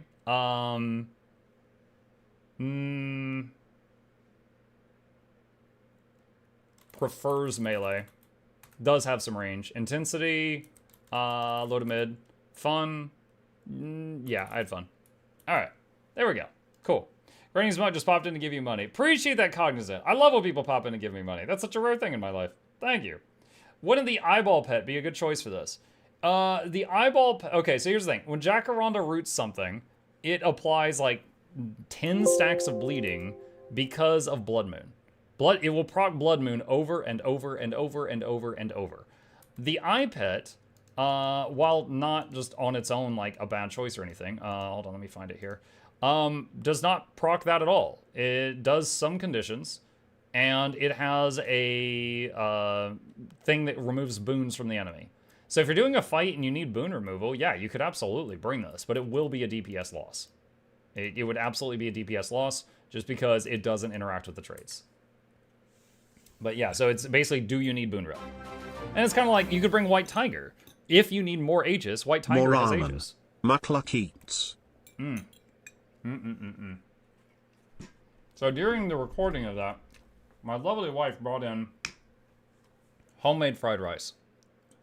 Oh boy. I am a happy dude right now, chat. We've been married over 10 years. Maybe 15, I don't know, some number. And during the first 10 years, she never cooked fried rice. And then recently, she cooked it and was like, oh wait, this isn't that bad. And then she knows it's my favorite. Like, she's known that for a long time, but it's just never been something she cooked at home. But she recently cooked it at home. And she's like, wait, okay, I can do this. And then now she cooks it for me like once a month or something. And I'm like, yeah! Some number, next day knows the exact days. No, look, if I need to know the exact days, I will look at the carving on the inside of this ring. I don't need that number right this second.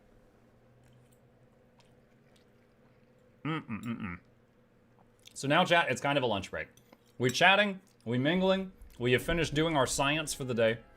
And, well, for the morning. There might be more science this evening. Now we consume, and we feast, and we chat. Better than cup ramen? Is homemade fried rice better than cup ramen? Yes.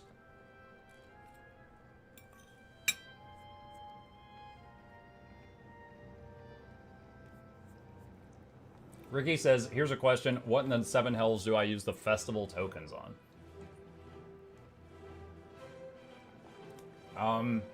I mean, there's a lot of merchants at the festival. Have you checked those? By the way, if the guy is still here that asked if this game had volcanoes, this whole island is like a volcano. There's many volcanoes here, as well as a jumping puzzle in the inside of that volcano. These are the main ones in the game. It's like Hawaii over here.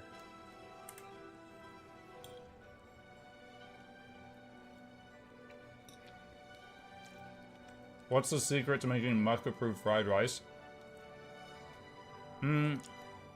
All fried rice is good, but if you want Muk-approved, add scrambled egg to it.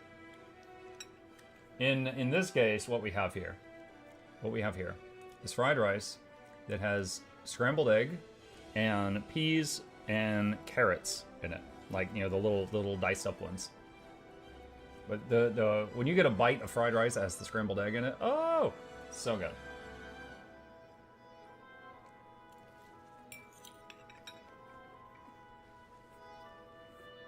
Fried rice gotta be the old rice. Yeah, she made white rice yesterday, and then she fried some of it today.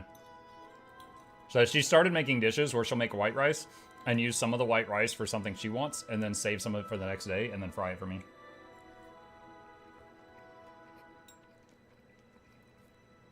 But yeah, if I go to a place where you choose, like, you know, chicken fried rice or steak fried rice or whatever, I usually get shrimp fried rice.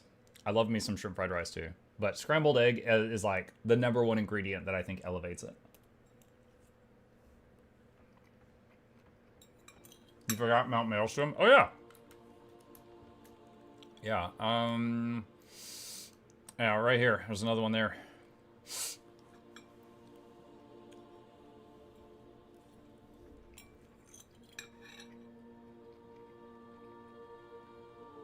You mean to tell me a shrimp fried this rice? No, by that logic, this is wife fried rice.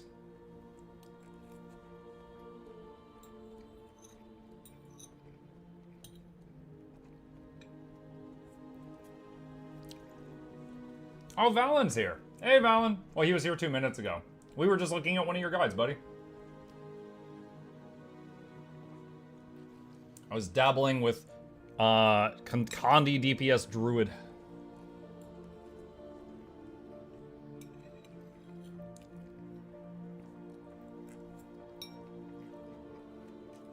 Good to hear. Yeah. I was trying out Kandi DPS. Excuse me. Hang on. I'm being stupid right now. I was like, yeah, let's just get a mouthful of food and start talking and die. How about that? So I did what I usually do, which is like I pulled up some different guides and I read yours first because I like how they're written. And I was trying out the different thing. Like I like the utilities and stuff that y'all suggested the most. I think I did get better. Now this might have been a skill issue. I always admit that. This could have been a skill issue, but I did get better numbers when I swapped out the Rune and Sigil from Sigil of the Rune of the Crate to Rune of the Trapper.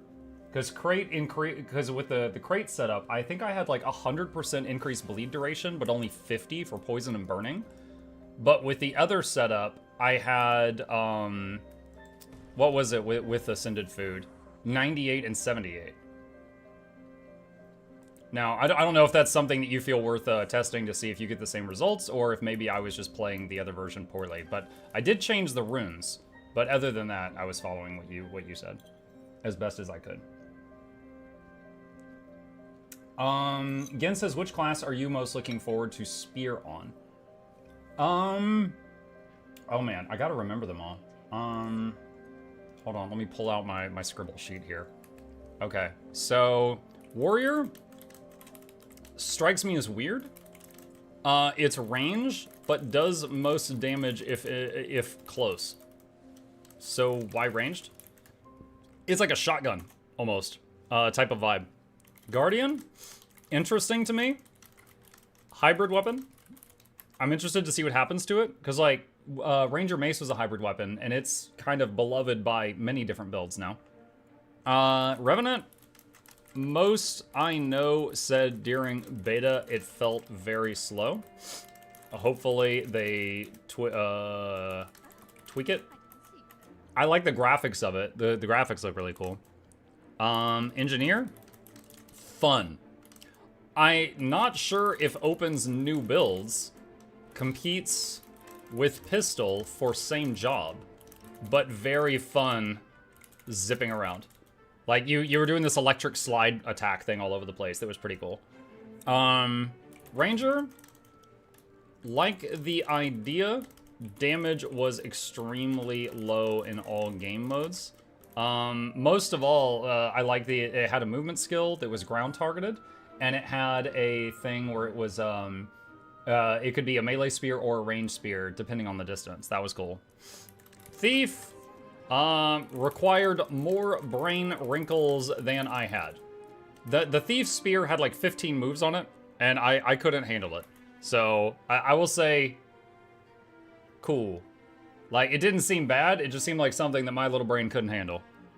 Ellie, had some beautiful skills. Problem, covers the ground too much, will stand in red circles. That's my thought on that one. Mesmer, I think they were the happiest. Like, the Mesmer section of the Guild Wars 2 Reddit were all like, we love our spear, when everyone else was complaining. And Necro seems like a PvP ganking weapon. So that's my thoughts after trying them.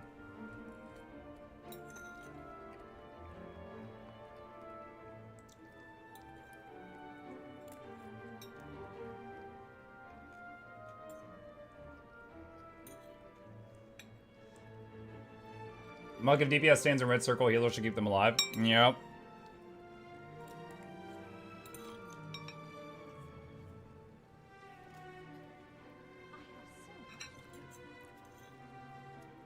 As a Mesmer main can confirm it was cool out of 10. Yeah, they seemed happy with it. Like, the day of the beta testing, or the day after, if you went to the Reddit, there was a big mega thread for each class where they were sharing their thoughts. And the Mesmer one was the only one that looked almost 100% positive.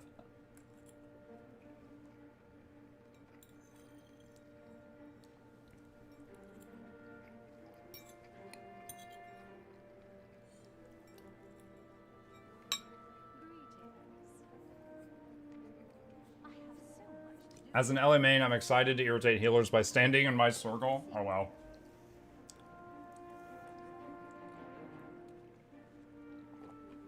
Monemic says, what did you change in your PoE build to make it more fun to you? Did you take inspiration from the Zoomancer for a second build, or maybe just for next league you could take a look at Explosive Arrow Totem build? So I tried to make the main source of damage zombies and skeletons. So I did like zombie plus skeleton plus enhanced physical damage plus enhanced minion damage plus something else I can't remember. And then the last slot I kept changing things and trying it out. I tried it with Impale. I tried it with like Brutality. I tried it with Maim. I tried it with Fortify. And they were all okay. I was able to do tier 15 maps, but then tier 16 maps were suddenly difficult. I tried it with Predator for a while. As far as like keeping debuffs on the enemy, I messed with Skitterbots. I messed with Arcanist Brand that was applying vulnerability. I then just started manually casting vulnerability because it was easier than using the brand. Changed my gear a little bit. I also got a Spectre that gave all nearby allies Onslaught. Another Spectre that gave all nearby allies Vigor for regen. And one of those two, I forget which one, had Culling Strike, so it would instantly kill any bosses that were under 10% health. So those were really big increases, but going to like a fizz damage build felt like a decrease.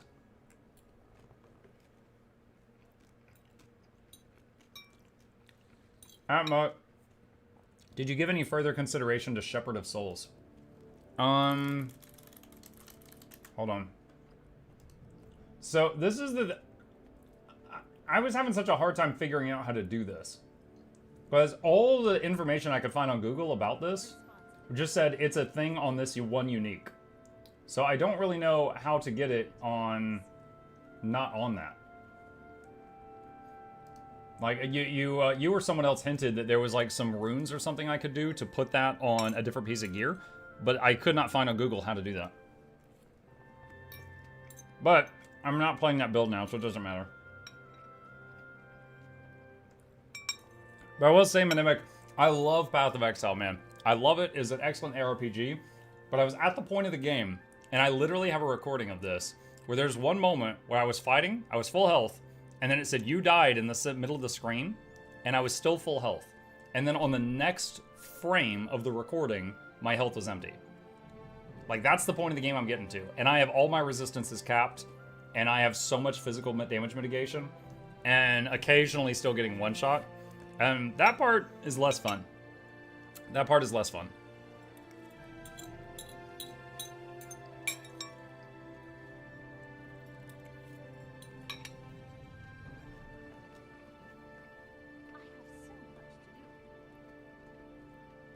Tro's there? Yeah. It's a league enchant. It's a rune. Okay, my rune crafting table hasn't gotten there yet.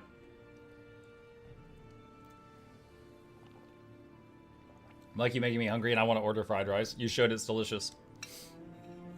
I have almost finished mine. We're getting there.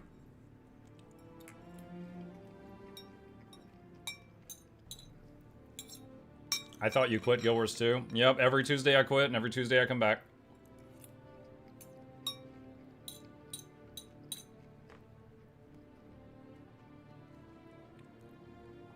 After trying all these builds, if Ranger didn't exist, what class would you make instead? Probably either Scrapper or Necro. Or, I misspoke. Engineer or Necro.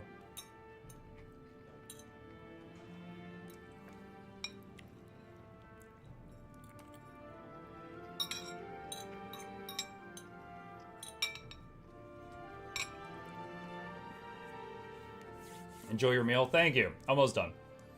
Valen says I quit Guild Wars 2 yesterday. I might come back tonight. That's how it always is.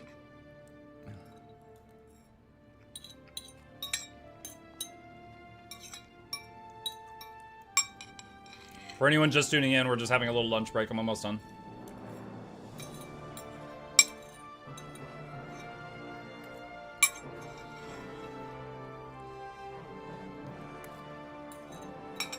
Alright. Is Valen on YouTube chat? He is, yes. Now, for anyone who doesn't know, every day when I stream to both Twitch and YouTube, so people can just watch whichever one they prefer.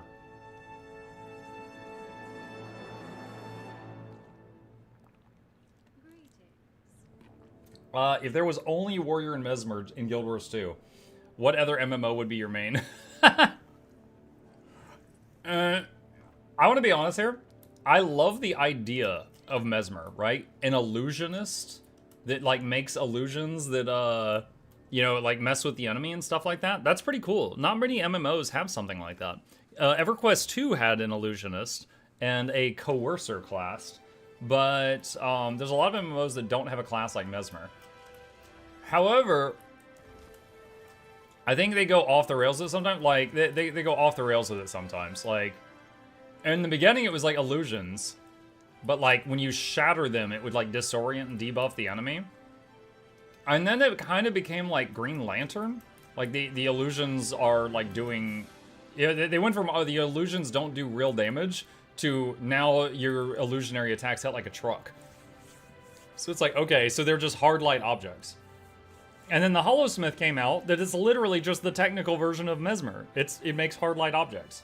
It does the same thing.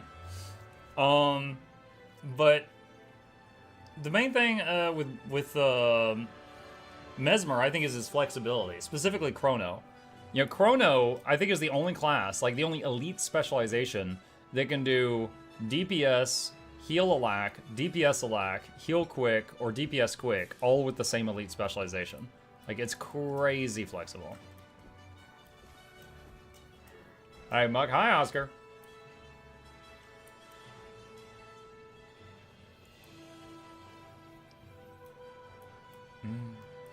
Not playing yours 2 today, but it's a really dear game to me. It's great. I occasionally get burned out and take a break from it, but absolutely one of the games of all time. Alright, let's boop boop. Hollowsmith does make the class fantasy of Mesmer a little weird, especially considering Hollow is what the Ether Blades mainly use. Yeah. Hollow is just like some science nerd trying to be a Mesmer, and he keeps setting himself on fire. But he's really close.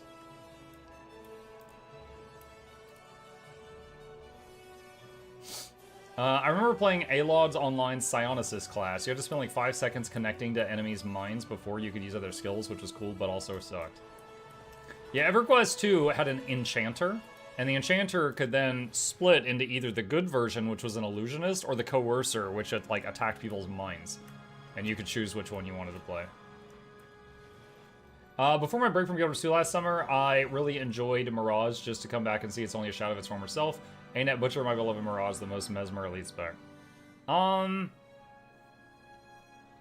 will say, having recently tried to play Alack Mirage, it still works. It's still viable. It's just, if you try other classes, you're like, wow, they can do this much easier. So Alack Mirage is functional. They didn't break it. It's just not, it's hard. It's more work than what the others have to do. As far as like a pure TPS Mirage, I've not played that anytime recently, so I cannot comment on that. But I will say the new Rifle Heal Chrono was really fun to play. Stacks Mirage can hit 50k in the right hands. Stacks Mirage? Is that like Staff Mirage? Stacks Mirage. Legendary Conqueror of Cirrus. Staff Axe. Oh, it's okay. Got it. What's the other weapon? So staff and axe what? I've never heard it referred to as Stacks Mirage before now. Usually goes with a torch. A stack of mirages. A stack of mirages hit 50k by all their powers combined. That's so unfortunate.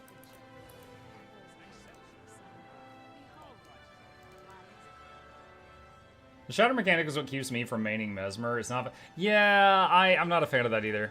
I like having the clones and making the clones, but then just telling them to kill themselves constantly, I'm just like, Jesus, it's like I'm just playing PETA. Like, what? Can I just enjoy having the clones out and watching them attack and stuff and generate new ones when they die? No, I have to kill them myself. constantly. Is the rifle on Mesmer DPS Condi your heal weapon? It's mostly a support weapon.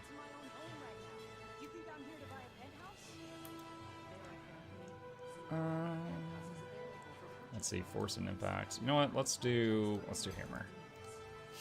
I've called to order this meeting of the Crime Watch Committee to address our current pirate crisis. As if breaching our borders wasn't enough. Now they're looting our homes. Hammer. They even stole my neighbor's plow. His whole livelihood ripped away. The neighbor's plow. My master's new holo projector. Any fun new games for the next new streams? We just started 2 new games in the last 48 hours. We're currently in the middle of Pyre and also Transistor, which are both from Supergiant, the company that made Hades. These are their earlier games. So I'll probably finish Transistor tomorrow morning and continue Pyre, because I don't think we're near the end of that tomorrow night. So we're in the middle of those. As always, the recordings are up on the Mukluk Plays YouTube channel. If any of you are interested in watching any playthroughs you missed, they're all sorted by playlist there.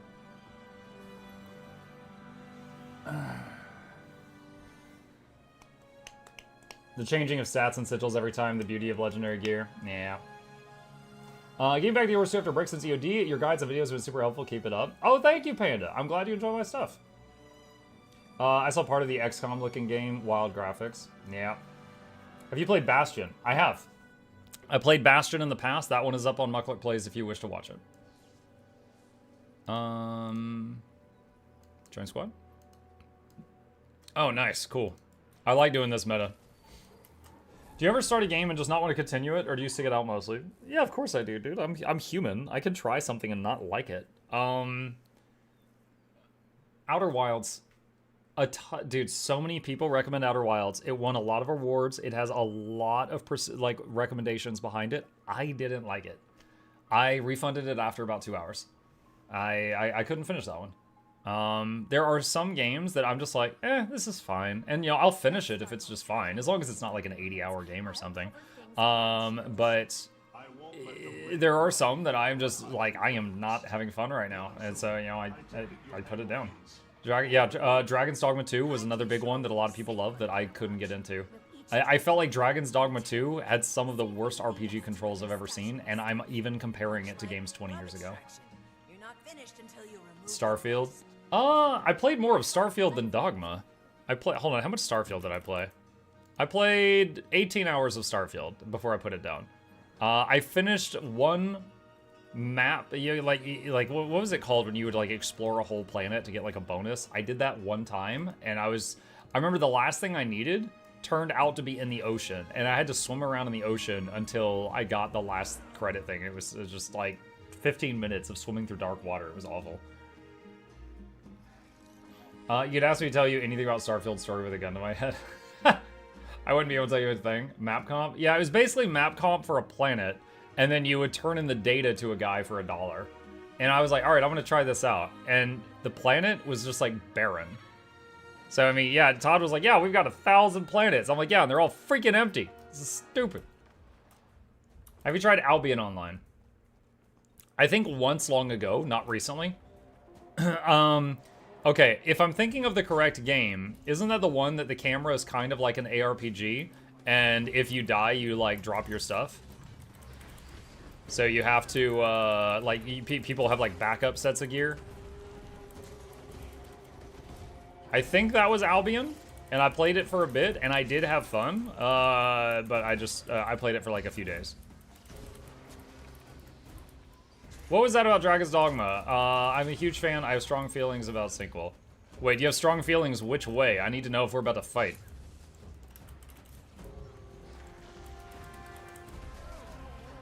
Where's Chip? Last I checked, he was asleep on the sofa. So in the adjacent room.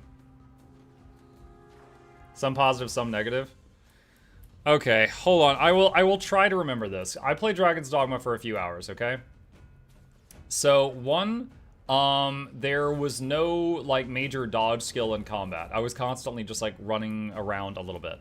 I started as a mage. I wanted to be a magic caster, and the first fight against the big Medusa-looking thing that looked really awesome in the newbie area, for me, it looked like this.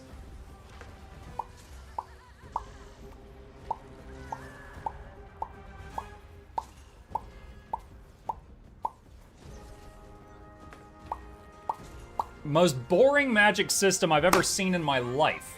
All right, so that's the first thing. Second thing is after that, we proceed to go on. I get some little followers. They join me. Fine. I've got, you know, what are they, pawns? I get the pawns, and we're going around. And there was one point, I'm like, oh, there's 3 goblins down there. I've got 3 pawns plus me. There's 4 of us. We could take them. I slide down a hill, engage the goblins. I get mobbed 3v1. I'm like, where's my pawns?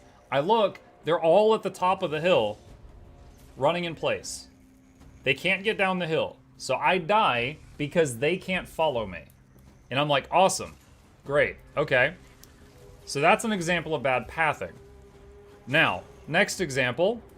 Apparently, the water in the Dogma world is lethal. You go in it and you see blood churn around you and you just die. Because they didn't want to make a swimming animation. Okay? So, I was running down a shoreline past water. Okay, just to be clear, it's like running down a beach, and 2 of my minions they path out into the water and die. And I'm just like,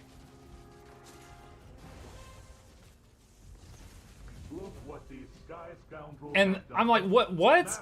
So then I'm like, okay, so I need to respawn to get them back, and I start wrestling with that. So on 2 occasions, one, they run ahead of me into water and die. On another, they stay behind and let me die. That was in the first 2 hours. The magic system was terrible. There was almost no movement in combat short of just jogging around. Some of the stuff was cool, but there was not enough stuff that I liked to make up for how frustrating it was. It was, I remember there were other things as well. Like I made, I made like a tweet. If you search my old Twitter, you'll find it. I made a tweet about like all the issues I was having. And I talked to, I was like, look, I gotta refund this game, here's why. And there was like 10 subtweets under it. But yeah, it was not a fun experience. After 2 hours, I was like, guys, I'm at the 2-hour mark. It's still refundable. And I gotta say, I'm really not enjoying any part of this. And they were like, okay, return it. We don't want to watch you just be grumpy. And I'm like, okay. And no, I did. The boulder was the last straw. Yeah, the boulder. I was just silly.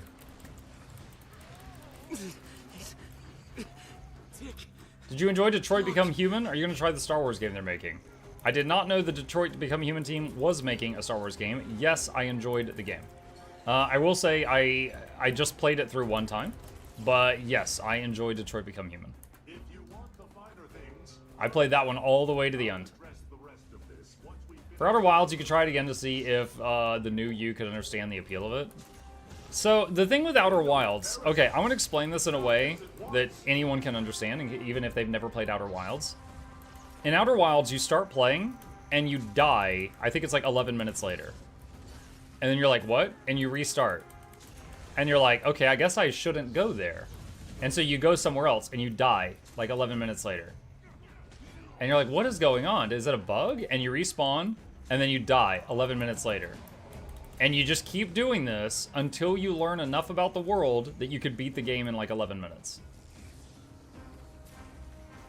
To me, that was insanely frustrating. I was not really having fun doing that. And my chat, when I was playing Outer Wilds, they were like, look, Muck, if you don't think the sun exploding is cool or the water planet is cool, then you should probably just stop now, because it doesn't get any better than this. And I was like, okay, I guess I'm going to stop. But why? That's the game. For me, it was just frustrating. I also happened to be indoors the first 3 times I died, and I did not even know the sun was exploding, because I wasn't outside. And I was just like, oh, I did something wrong. Sounds like Majora's Mask. Do you guys think the X-Packs will go on sale when Jane 3 Wilds comes out? Possibly. No guarantee. The X-Packs were just on sale a few weeks ago. They were all like 50% off, except Soto was like 20% off, which was the first time Soto's been on sale since it launched last year. So it's possible that they could, but not promising. It's Majora's Mask on Zoomer drugs. It was 22 minutes. I get the frustration. Okay, 22 minutes. Outer Wilds has banjo music. So does Stranded Alien Dawn. Cache cleared. Jailbreak feature. Anyway, look, the thing is, Outer Wilds has a massive following of people that love that game. That's fine. I'm not telling you guys to, like, change your opinion to my opinion. I'm just explaining the reasons why I didn't care for it. That's it. That's all. I'm fine. Everything's perfectly fine. Did you play XCOM game? Yeah, I've cleared XCOM too. There's a game coming out in 2 weeks called Tactical Breach Wizards. Silly enough that it might be good. Also has a demo. Yeah, might be. I'm willing to try a lot of different games.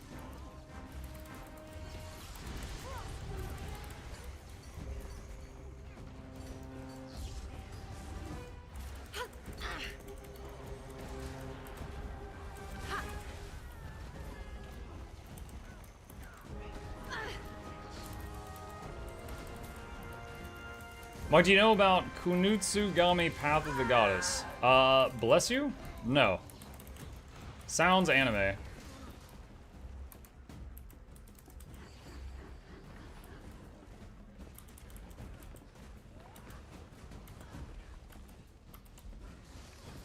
Did you ever, try Crosscode?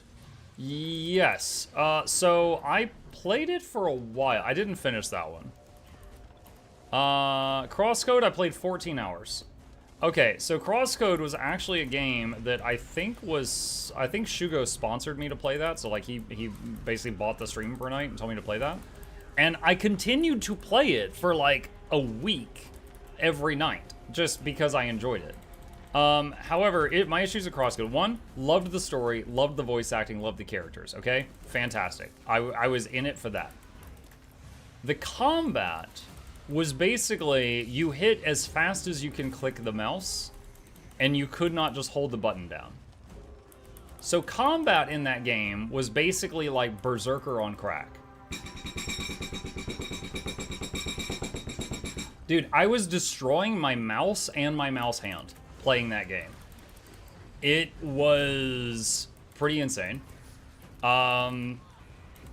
That was my #1 complaint. There was also, it started becoming, puzzle stuff. And I don't mind puzzles. Timed puzzles stress me out. And in this case, what we were dealing with is, like, imagine there's a bunch of waterfalls. You have the ability to blast them with fire so that they turn to steam for a second, or blast them with ice to freeze them for a second. You got to start bouncing a ball through the room and rapidly turn the waterfalls to solid or to gas in order to get the ball where you need it to go before it times out. And that's just one of the earlier puzzles where you have 2 elements. Later on, you get more elements. And so it just becoming more and more and more of, like, stressful timed puzzles. And then also, it was just destroying my mouse hand and my mouse. So I ended up stopping playing it for that reason. Again, liked the story, liked the characters. I think the combat controls were terrible. And I wasn't really fond of all the timed puzzles.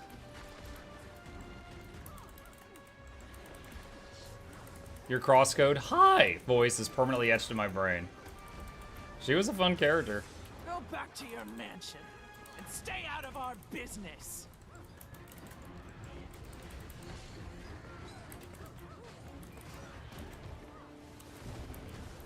I've never seen this NPC run over here.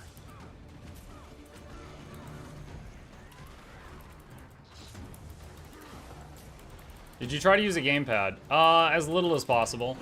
But even still, you can't hold down a button. You're still gonna have to be spam clicking the whole time. You're pampered.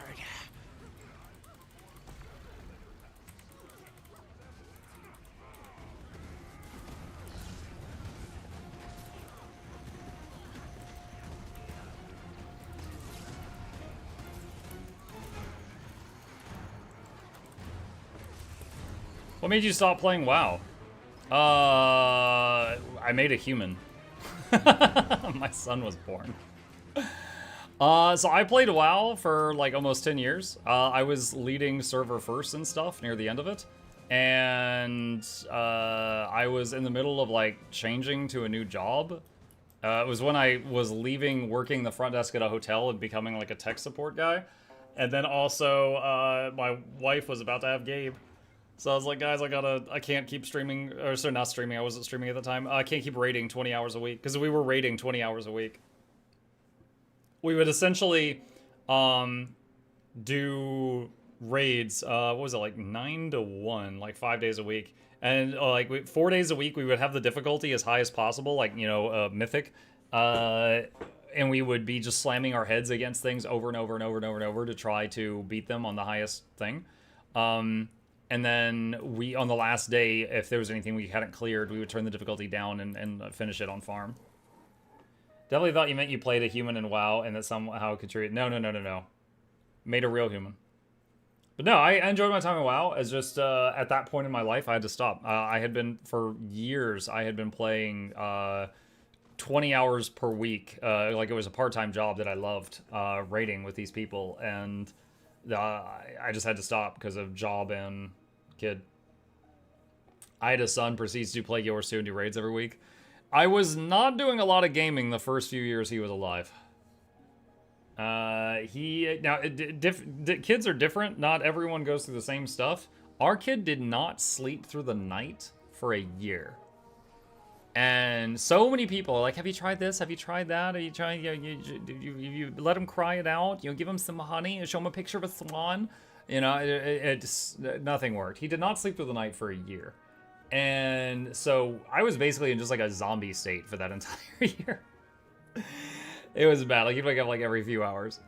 But yeah, after he was a few years old, I was able to, you know, he would take naps. I could play games again when I wanted, you know, just like single player pausable games, you know, stuff like that. And then, you know, now, shoot, I mean, he's 12 now. He plays games with me. We're currently in the middle of a playthrough of Brutal V Rising. One of my favorite minis from you is when your son tells a corny joke. So, all of them. I'm a guy, Franca. Some people mod scroll on mouse 2, mouse 1, just so you could just scroll. Man. If I have to mod a game to make it work, I don't know if it's worth it. But, I admit I never thought of that. Ever heard of Minimi Studios? The Shadow Tactics series is awesome. I have not heard of them, no. Now gaming feeds them, yeah. So, yeah, like the first half of my kid's life, I was not getting to play many video games because I was busy keeping him alive. Like, he was on the grid. I had to make sure that he didn't expire. But then, yeah, later on, I was able to kind of go back into my hobbies. And then once it became something I was doing full time, then, yeah, the few people in my life that were telling me I should stop playing games so much, they all shut up real quick when it became what, you know, won the bread for the house. That was kind of funny how quickly that turned around. That's so unhealthy. Oh, you're doing a good job providing for your family. Uh-huh. 1 year of no sleep is a bit like torture. Yeah. It was just like every 3 to 4 hours he would wake up.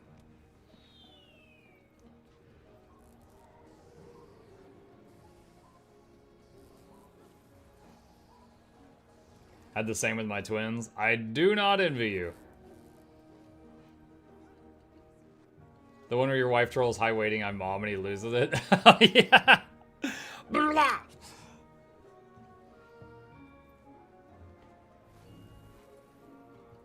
Same thing with a daughter, needed to carry her just to get her to sleep.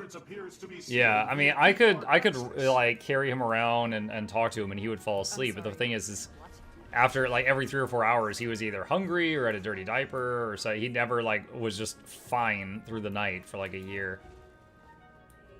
I remember one day he was fine through the night and like 9 months in, and me and my wife were like, oh my god, it's finally happened. And then the next night he went back to the same.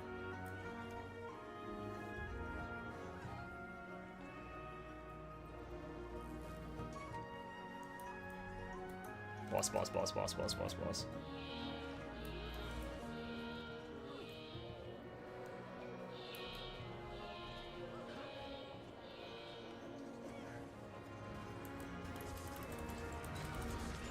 What's going on in here? Just where are you taking our things? What's it to ya? Figured you wouldn't mind sharing. A little hospitality. More than a little. You crooks have been at it all day. No. Only what we need. But we're a needy bunch. You snitches take yourselves too seriously.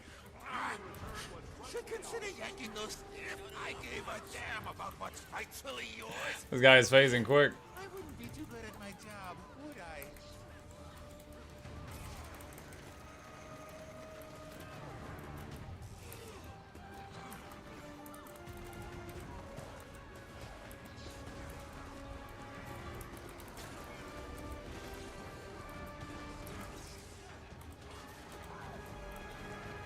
Can't you just give a baby tomes of knowledge to level them up? Oh my gosh. Wouldn't that shorten their lifespan? Don't know if they want that. When life doesn't give you what you need, you just gotta take it for yourself. Life's not fair, so why play by its rules? Of course it's not fair. Doesn't give you carte blanche to make it harder for other people. Lightning! Stun him before he attacks! You're kidding, right? Monsoon, watch out! Doesn't shorten it, but the stats they get is overall less. Oh, okay. Glad someone's already done the science on that. Focus on the gyros.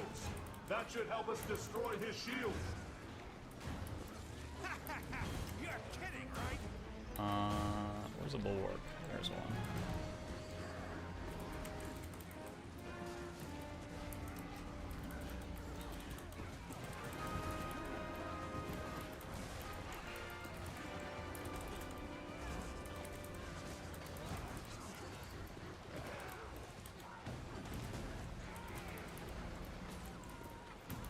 Gyros. We'll get nowhere with those shielding him. Aim for them first.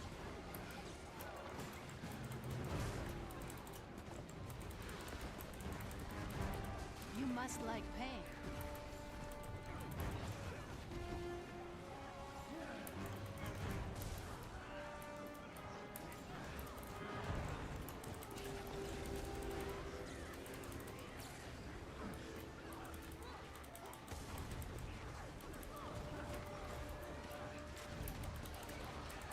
Nice one.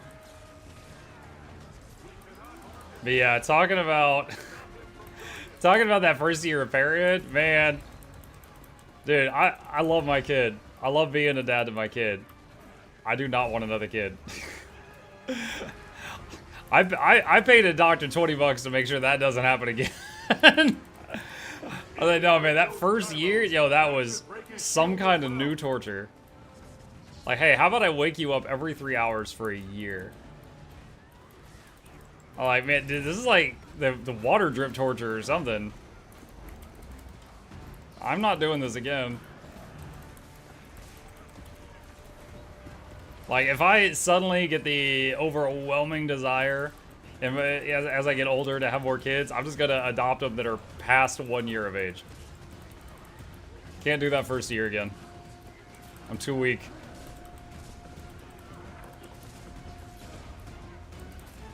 Focus on the gyros. That should help us destroy his shield.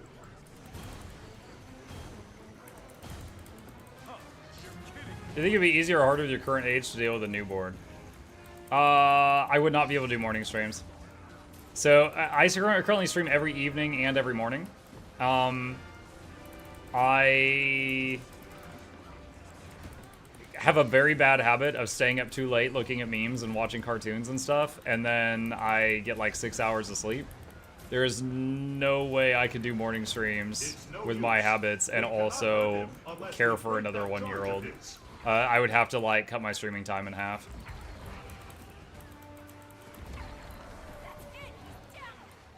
GG. Number 4 out of like 50 people. And I was doing a quickness build. Maybe just another cat. Maybe just another cat. I mean, Chip is wonderful, so.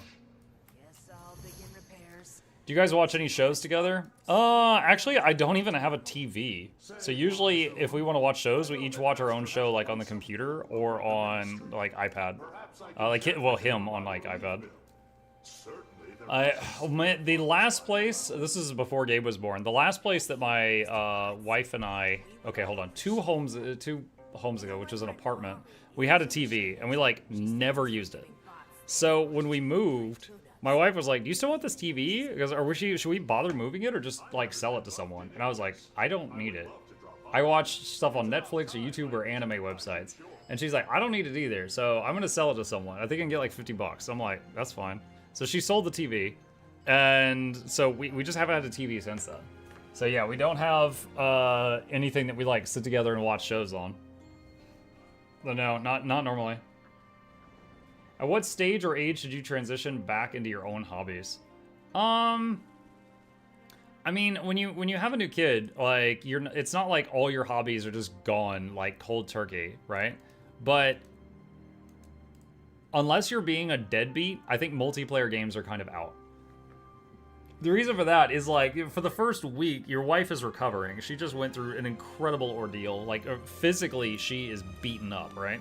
And then also, assuming she's able to do nursing, which mine was, she has the answer to most of the kids' needs built into her. So every time the kid needs something, she is involved. So you cannot just sit there and be a deadbeat. So like at the very least, like what we did was like every other time that he woke up, she would deal with it, and then every other time I would try to deal with it, and if he was hungry, I would bring him to her. Because she had to be woken up either way, but this way, at least, I was like, alleviating the workload a little. So, after a few weeks of that and it calming down a little bit, I could occasionally do like a single player game that could pause. I could watch shows again, stuff like that. Yeah, I remember holding him and like a bottle and like watching cartoons at some points, stuff like that. Like, you don't have to cold turkey stop all your hobbies, but like if your hobby is like going bowling with the boys or something, yeah, you're gonna not be able to do that for a while, unless your family is really willing to take care of the kid for a night and let you just go do whatever. Clever woman. Strange, but clever. So it was a while before I could do like multiplayer games again, but the other stuff was fine. The habits changed, not the activities. Yeah. My first is on the way, and I'm not gonna lie, I'm worried about the first year. My wife and I have very demanding jobs. I think it's gonna depend on where you live. In some countries you have a kid and they'll let you get time off work for like a year. And then there's other countries like the one I live in where you get like 3 days off and some stamps or something. So it just I think it just depends on that. Also depends on how much family you have. They say it takes a village to raise a child. If you live right by grandma and grandpa and they're willing to lend a hand from time to time, that's awesome. If not, you might find it more difficult.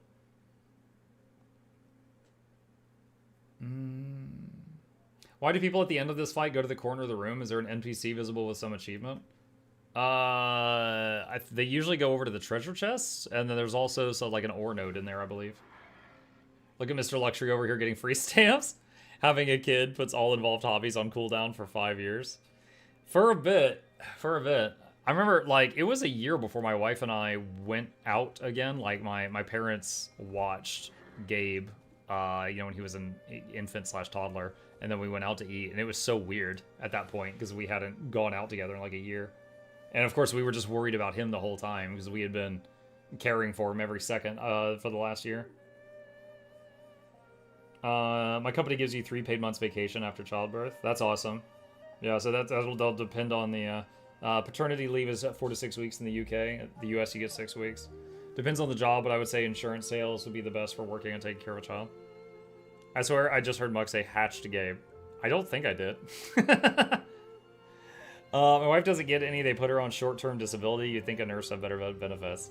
Short-term disability for childbirth as a nurse? What?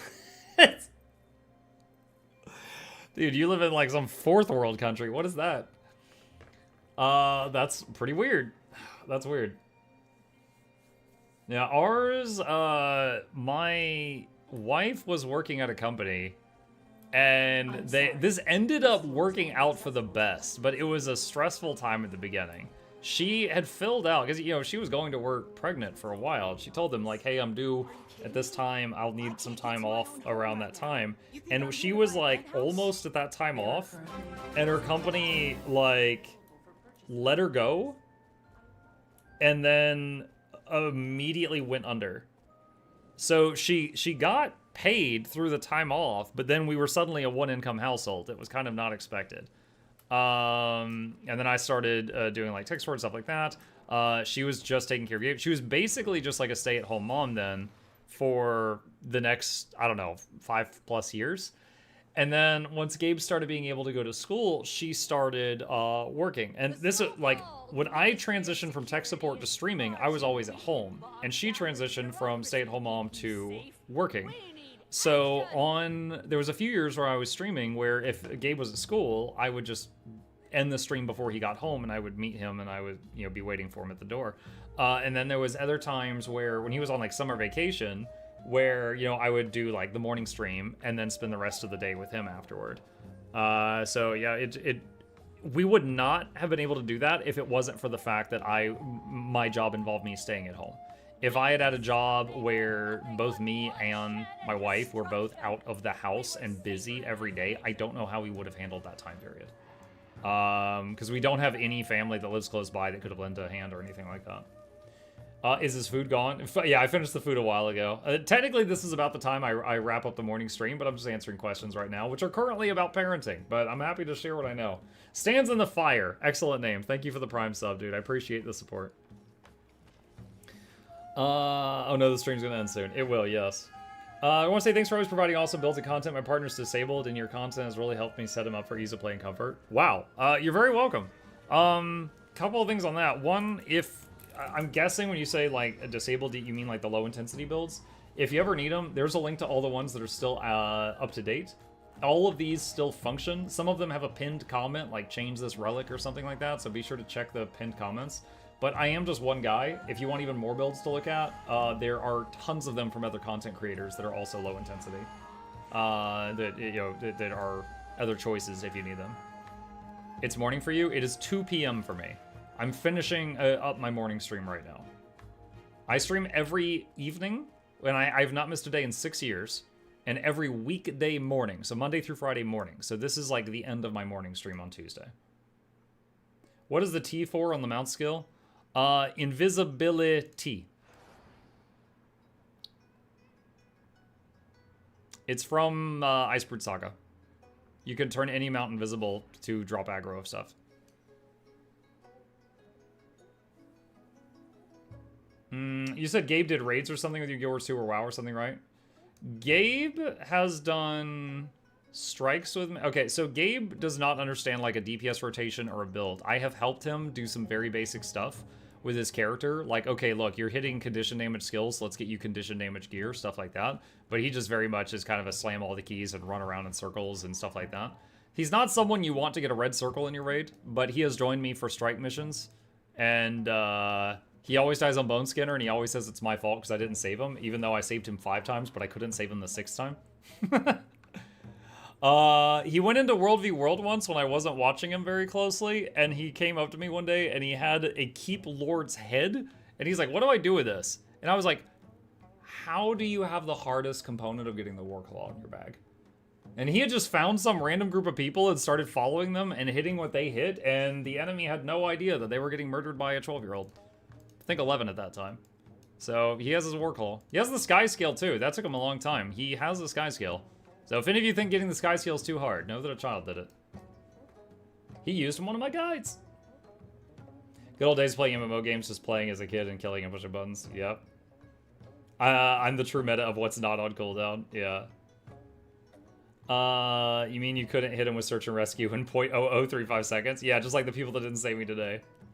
Were you prouder of that or his first steps? I don't even remember his first steps. And the reason for that is, like a walker? He was using a walker for a really long time. Basically walking without technically holding his weight up. I don't remember, like, I don't even know what I would qualify as his first steps. Was it the first time he successfully used the walker? Or the first time he took a step without the walker? And I don't remember either one. So... I think, not proud, but I was more just like flabbergasted that he showed up to me with this guy's head and was like, what do I do with this? I'm like, how did you get that? Steps without? Don't remember it. Wow, I'm telling Lady Mo. Yo, I don't care. She gets mad at me sometimes because I have to check our ring to remember our, like, wedding anniversary. And I have told her straight up to her face. Hello, I was like, look, I I know there's a stereotype for guys not remembering dates, but you have to understand. The wedding day, the day of the ceremony, the ritual, that was for you. My happiness was the day you said yes. Okay? Like, for me, that day was a ceremony I did to make you happy and for legal reasons, right? My happiness stemmed from the day that you said, yes, I will. It was a different thing. It was a totally different thing. And to be fair, I've had people ask me my age, and I've said my age, and my wife's been like, no, you're this age now. And I'm like, oh, I get my own age wrong, right? You think I'm gonna remember the dates important to you? I don't remember my own birthday. Are you kidding me? No. This is not me hating on you. This is me being stupid worldwide. Like, it's a whole different thing. Like, this isn't something people should be offended about. I don't remember anything. My 12-year-old loves killing people at World v. World. She's very good at Ellie Downstate. Or guys who have horrible memories. I don't even remember my birthday. See, there we go. A tip on remembering the anniversary date is always have it on the 1st of a month. I'll just go back in time and change that. I'm in tech support now, but no WFH. Aiming to get to that, though. How far did you get into tech support? How far did I get in tech support? So I worked, I'll tell this story and then I gotta wrap things up. I worked at a place that was kind of like the equivalent of like a mom and pop type place. Like it was owned by this one guy that was an entrepreneur. And we were working in there. And when I started there was like, it was in a house. Like he had a second house in the neighborhood where his house was. And that house we were just using for like calls. And it was legal because we didn't have customers coming in. We were just using it for calls, like, over the phone tech support. And there was like 3 or 4 of us when I got hired. Now, he managed to make a few good electronic products, so it took off, and there was like, 20 or 30 staff when I left. But how far did I get? At first I was tier 1, learning how to fix basic problems and answering phones, stuff like that.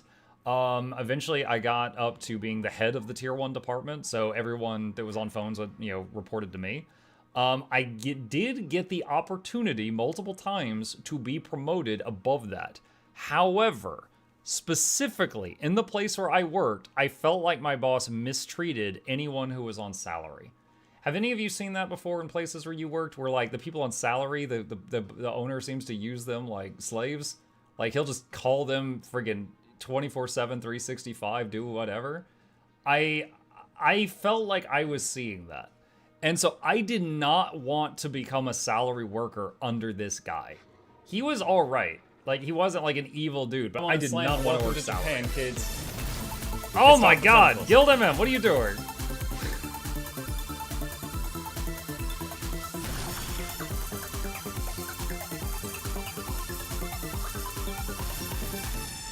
I'm white. That's the only dance I got. Thank you very much, Guild MM. I appreciate you. Enjoy, bye. Thank you so much, dude. I appreciate the support. Welcome. But yeah, the salary thing. I saw the people that were above me, like the tier 2 and above tech supports. They were never having weekends. They were never afternoons. Like I played Dungeons and Dragons with some of these guys sometimes, and they were never available because the boss was always making them do something. And I was just like, I don't want that.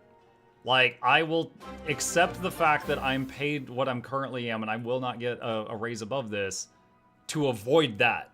I don't want that. So I declined getting promoted to tier 2 like 3 times, and then he stopped asking me.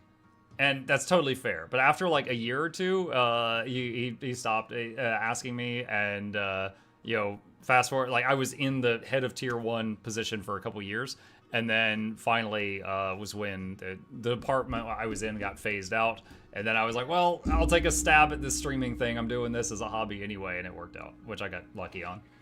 It was right in the middle of COVID, so my options were either go out and start job hunting again during COVID, or just try the streaming thing. So talked to the wife. She gave me the green light to try it for a month, and then if it didn't work out, go find a real job, but it worked out.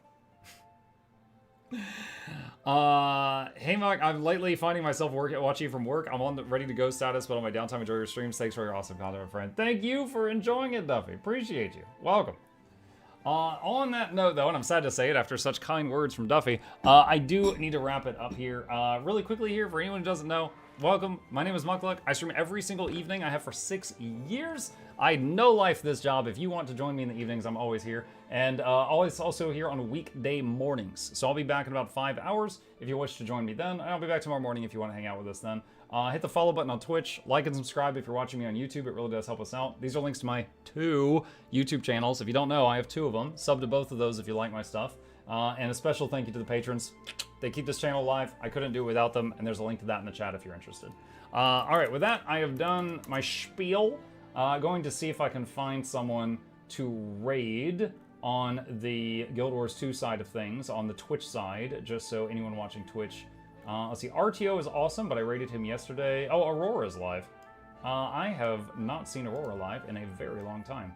I'll drop a raid on her. She's nice people. She's nice people. If you like Aurora, give her a follow. If you don't like Aurora, then just leave politely. You know, be nice. Everyone likes different things. All right, I'll see you guys on the other side. And again, I'll be back later tonight if you are interested. See ya!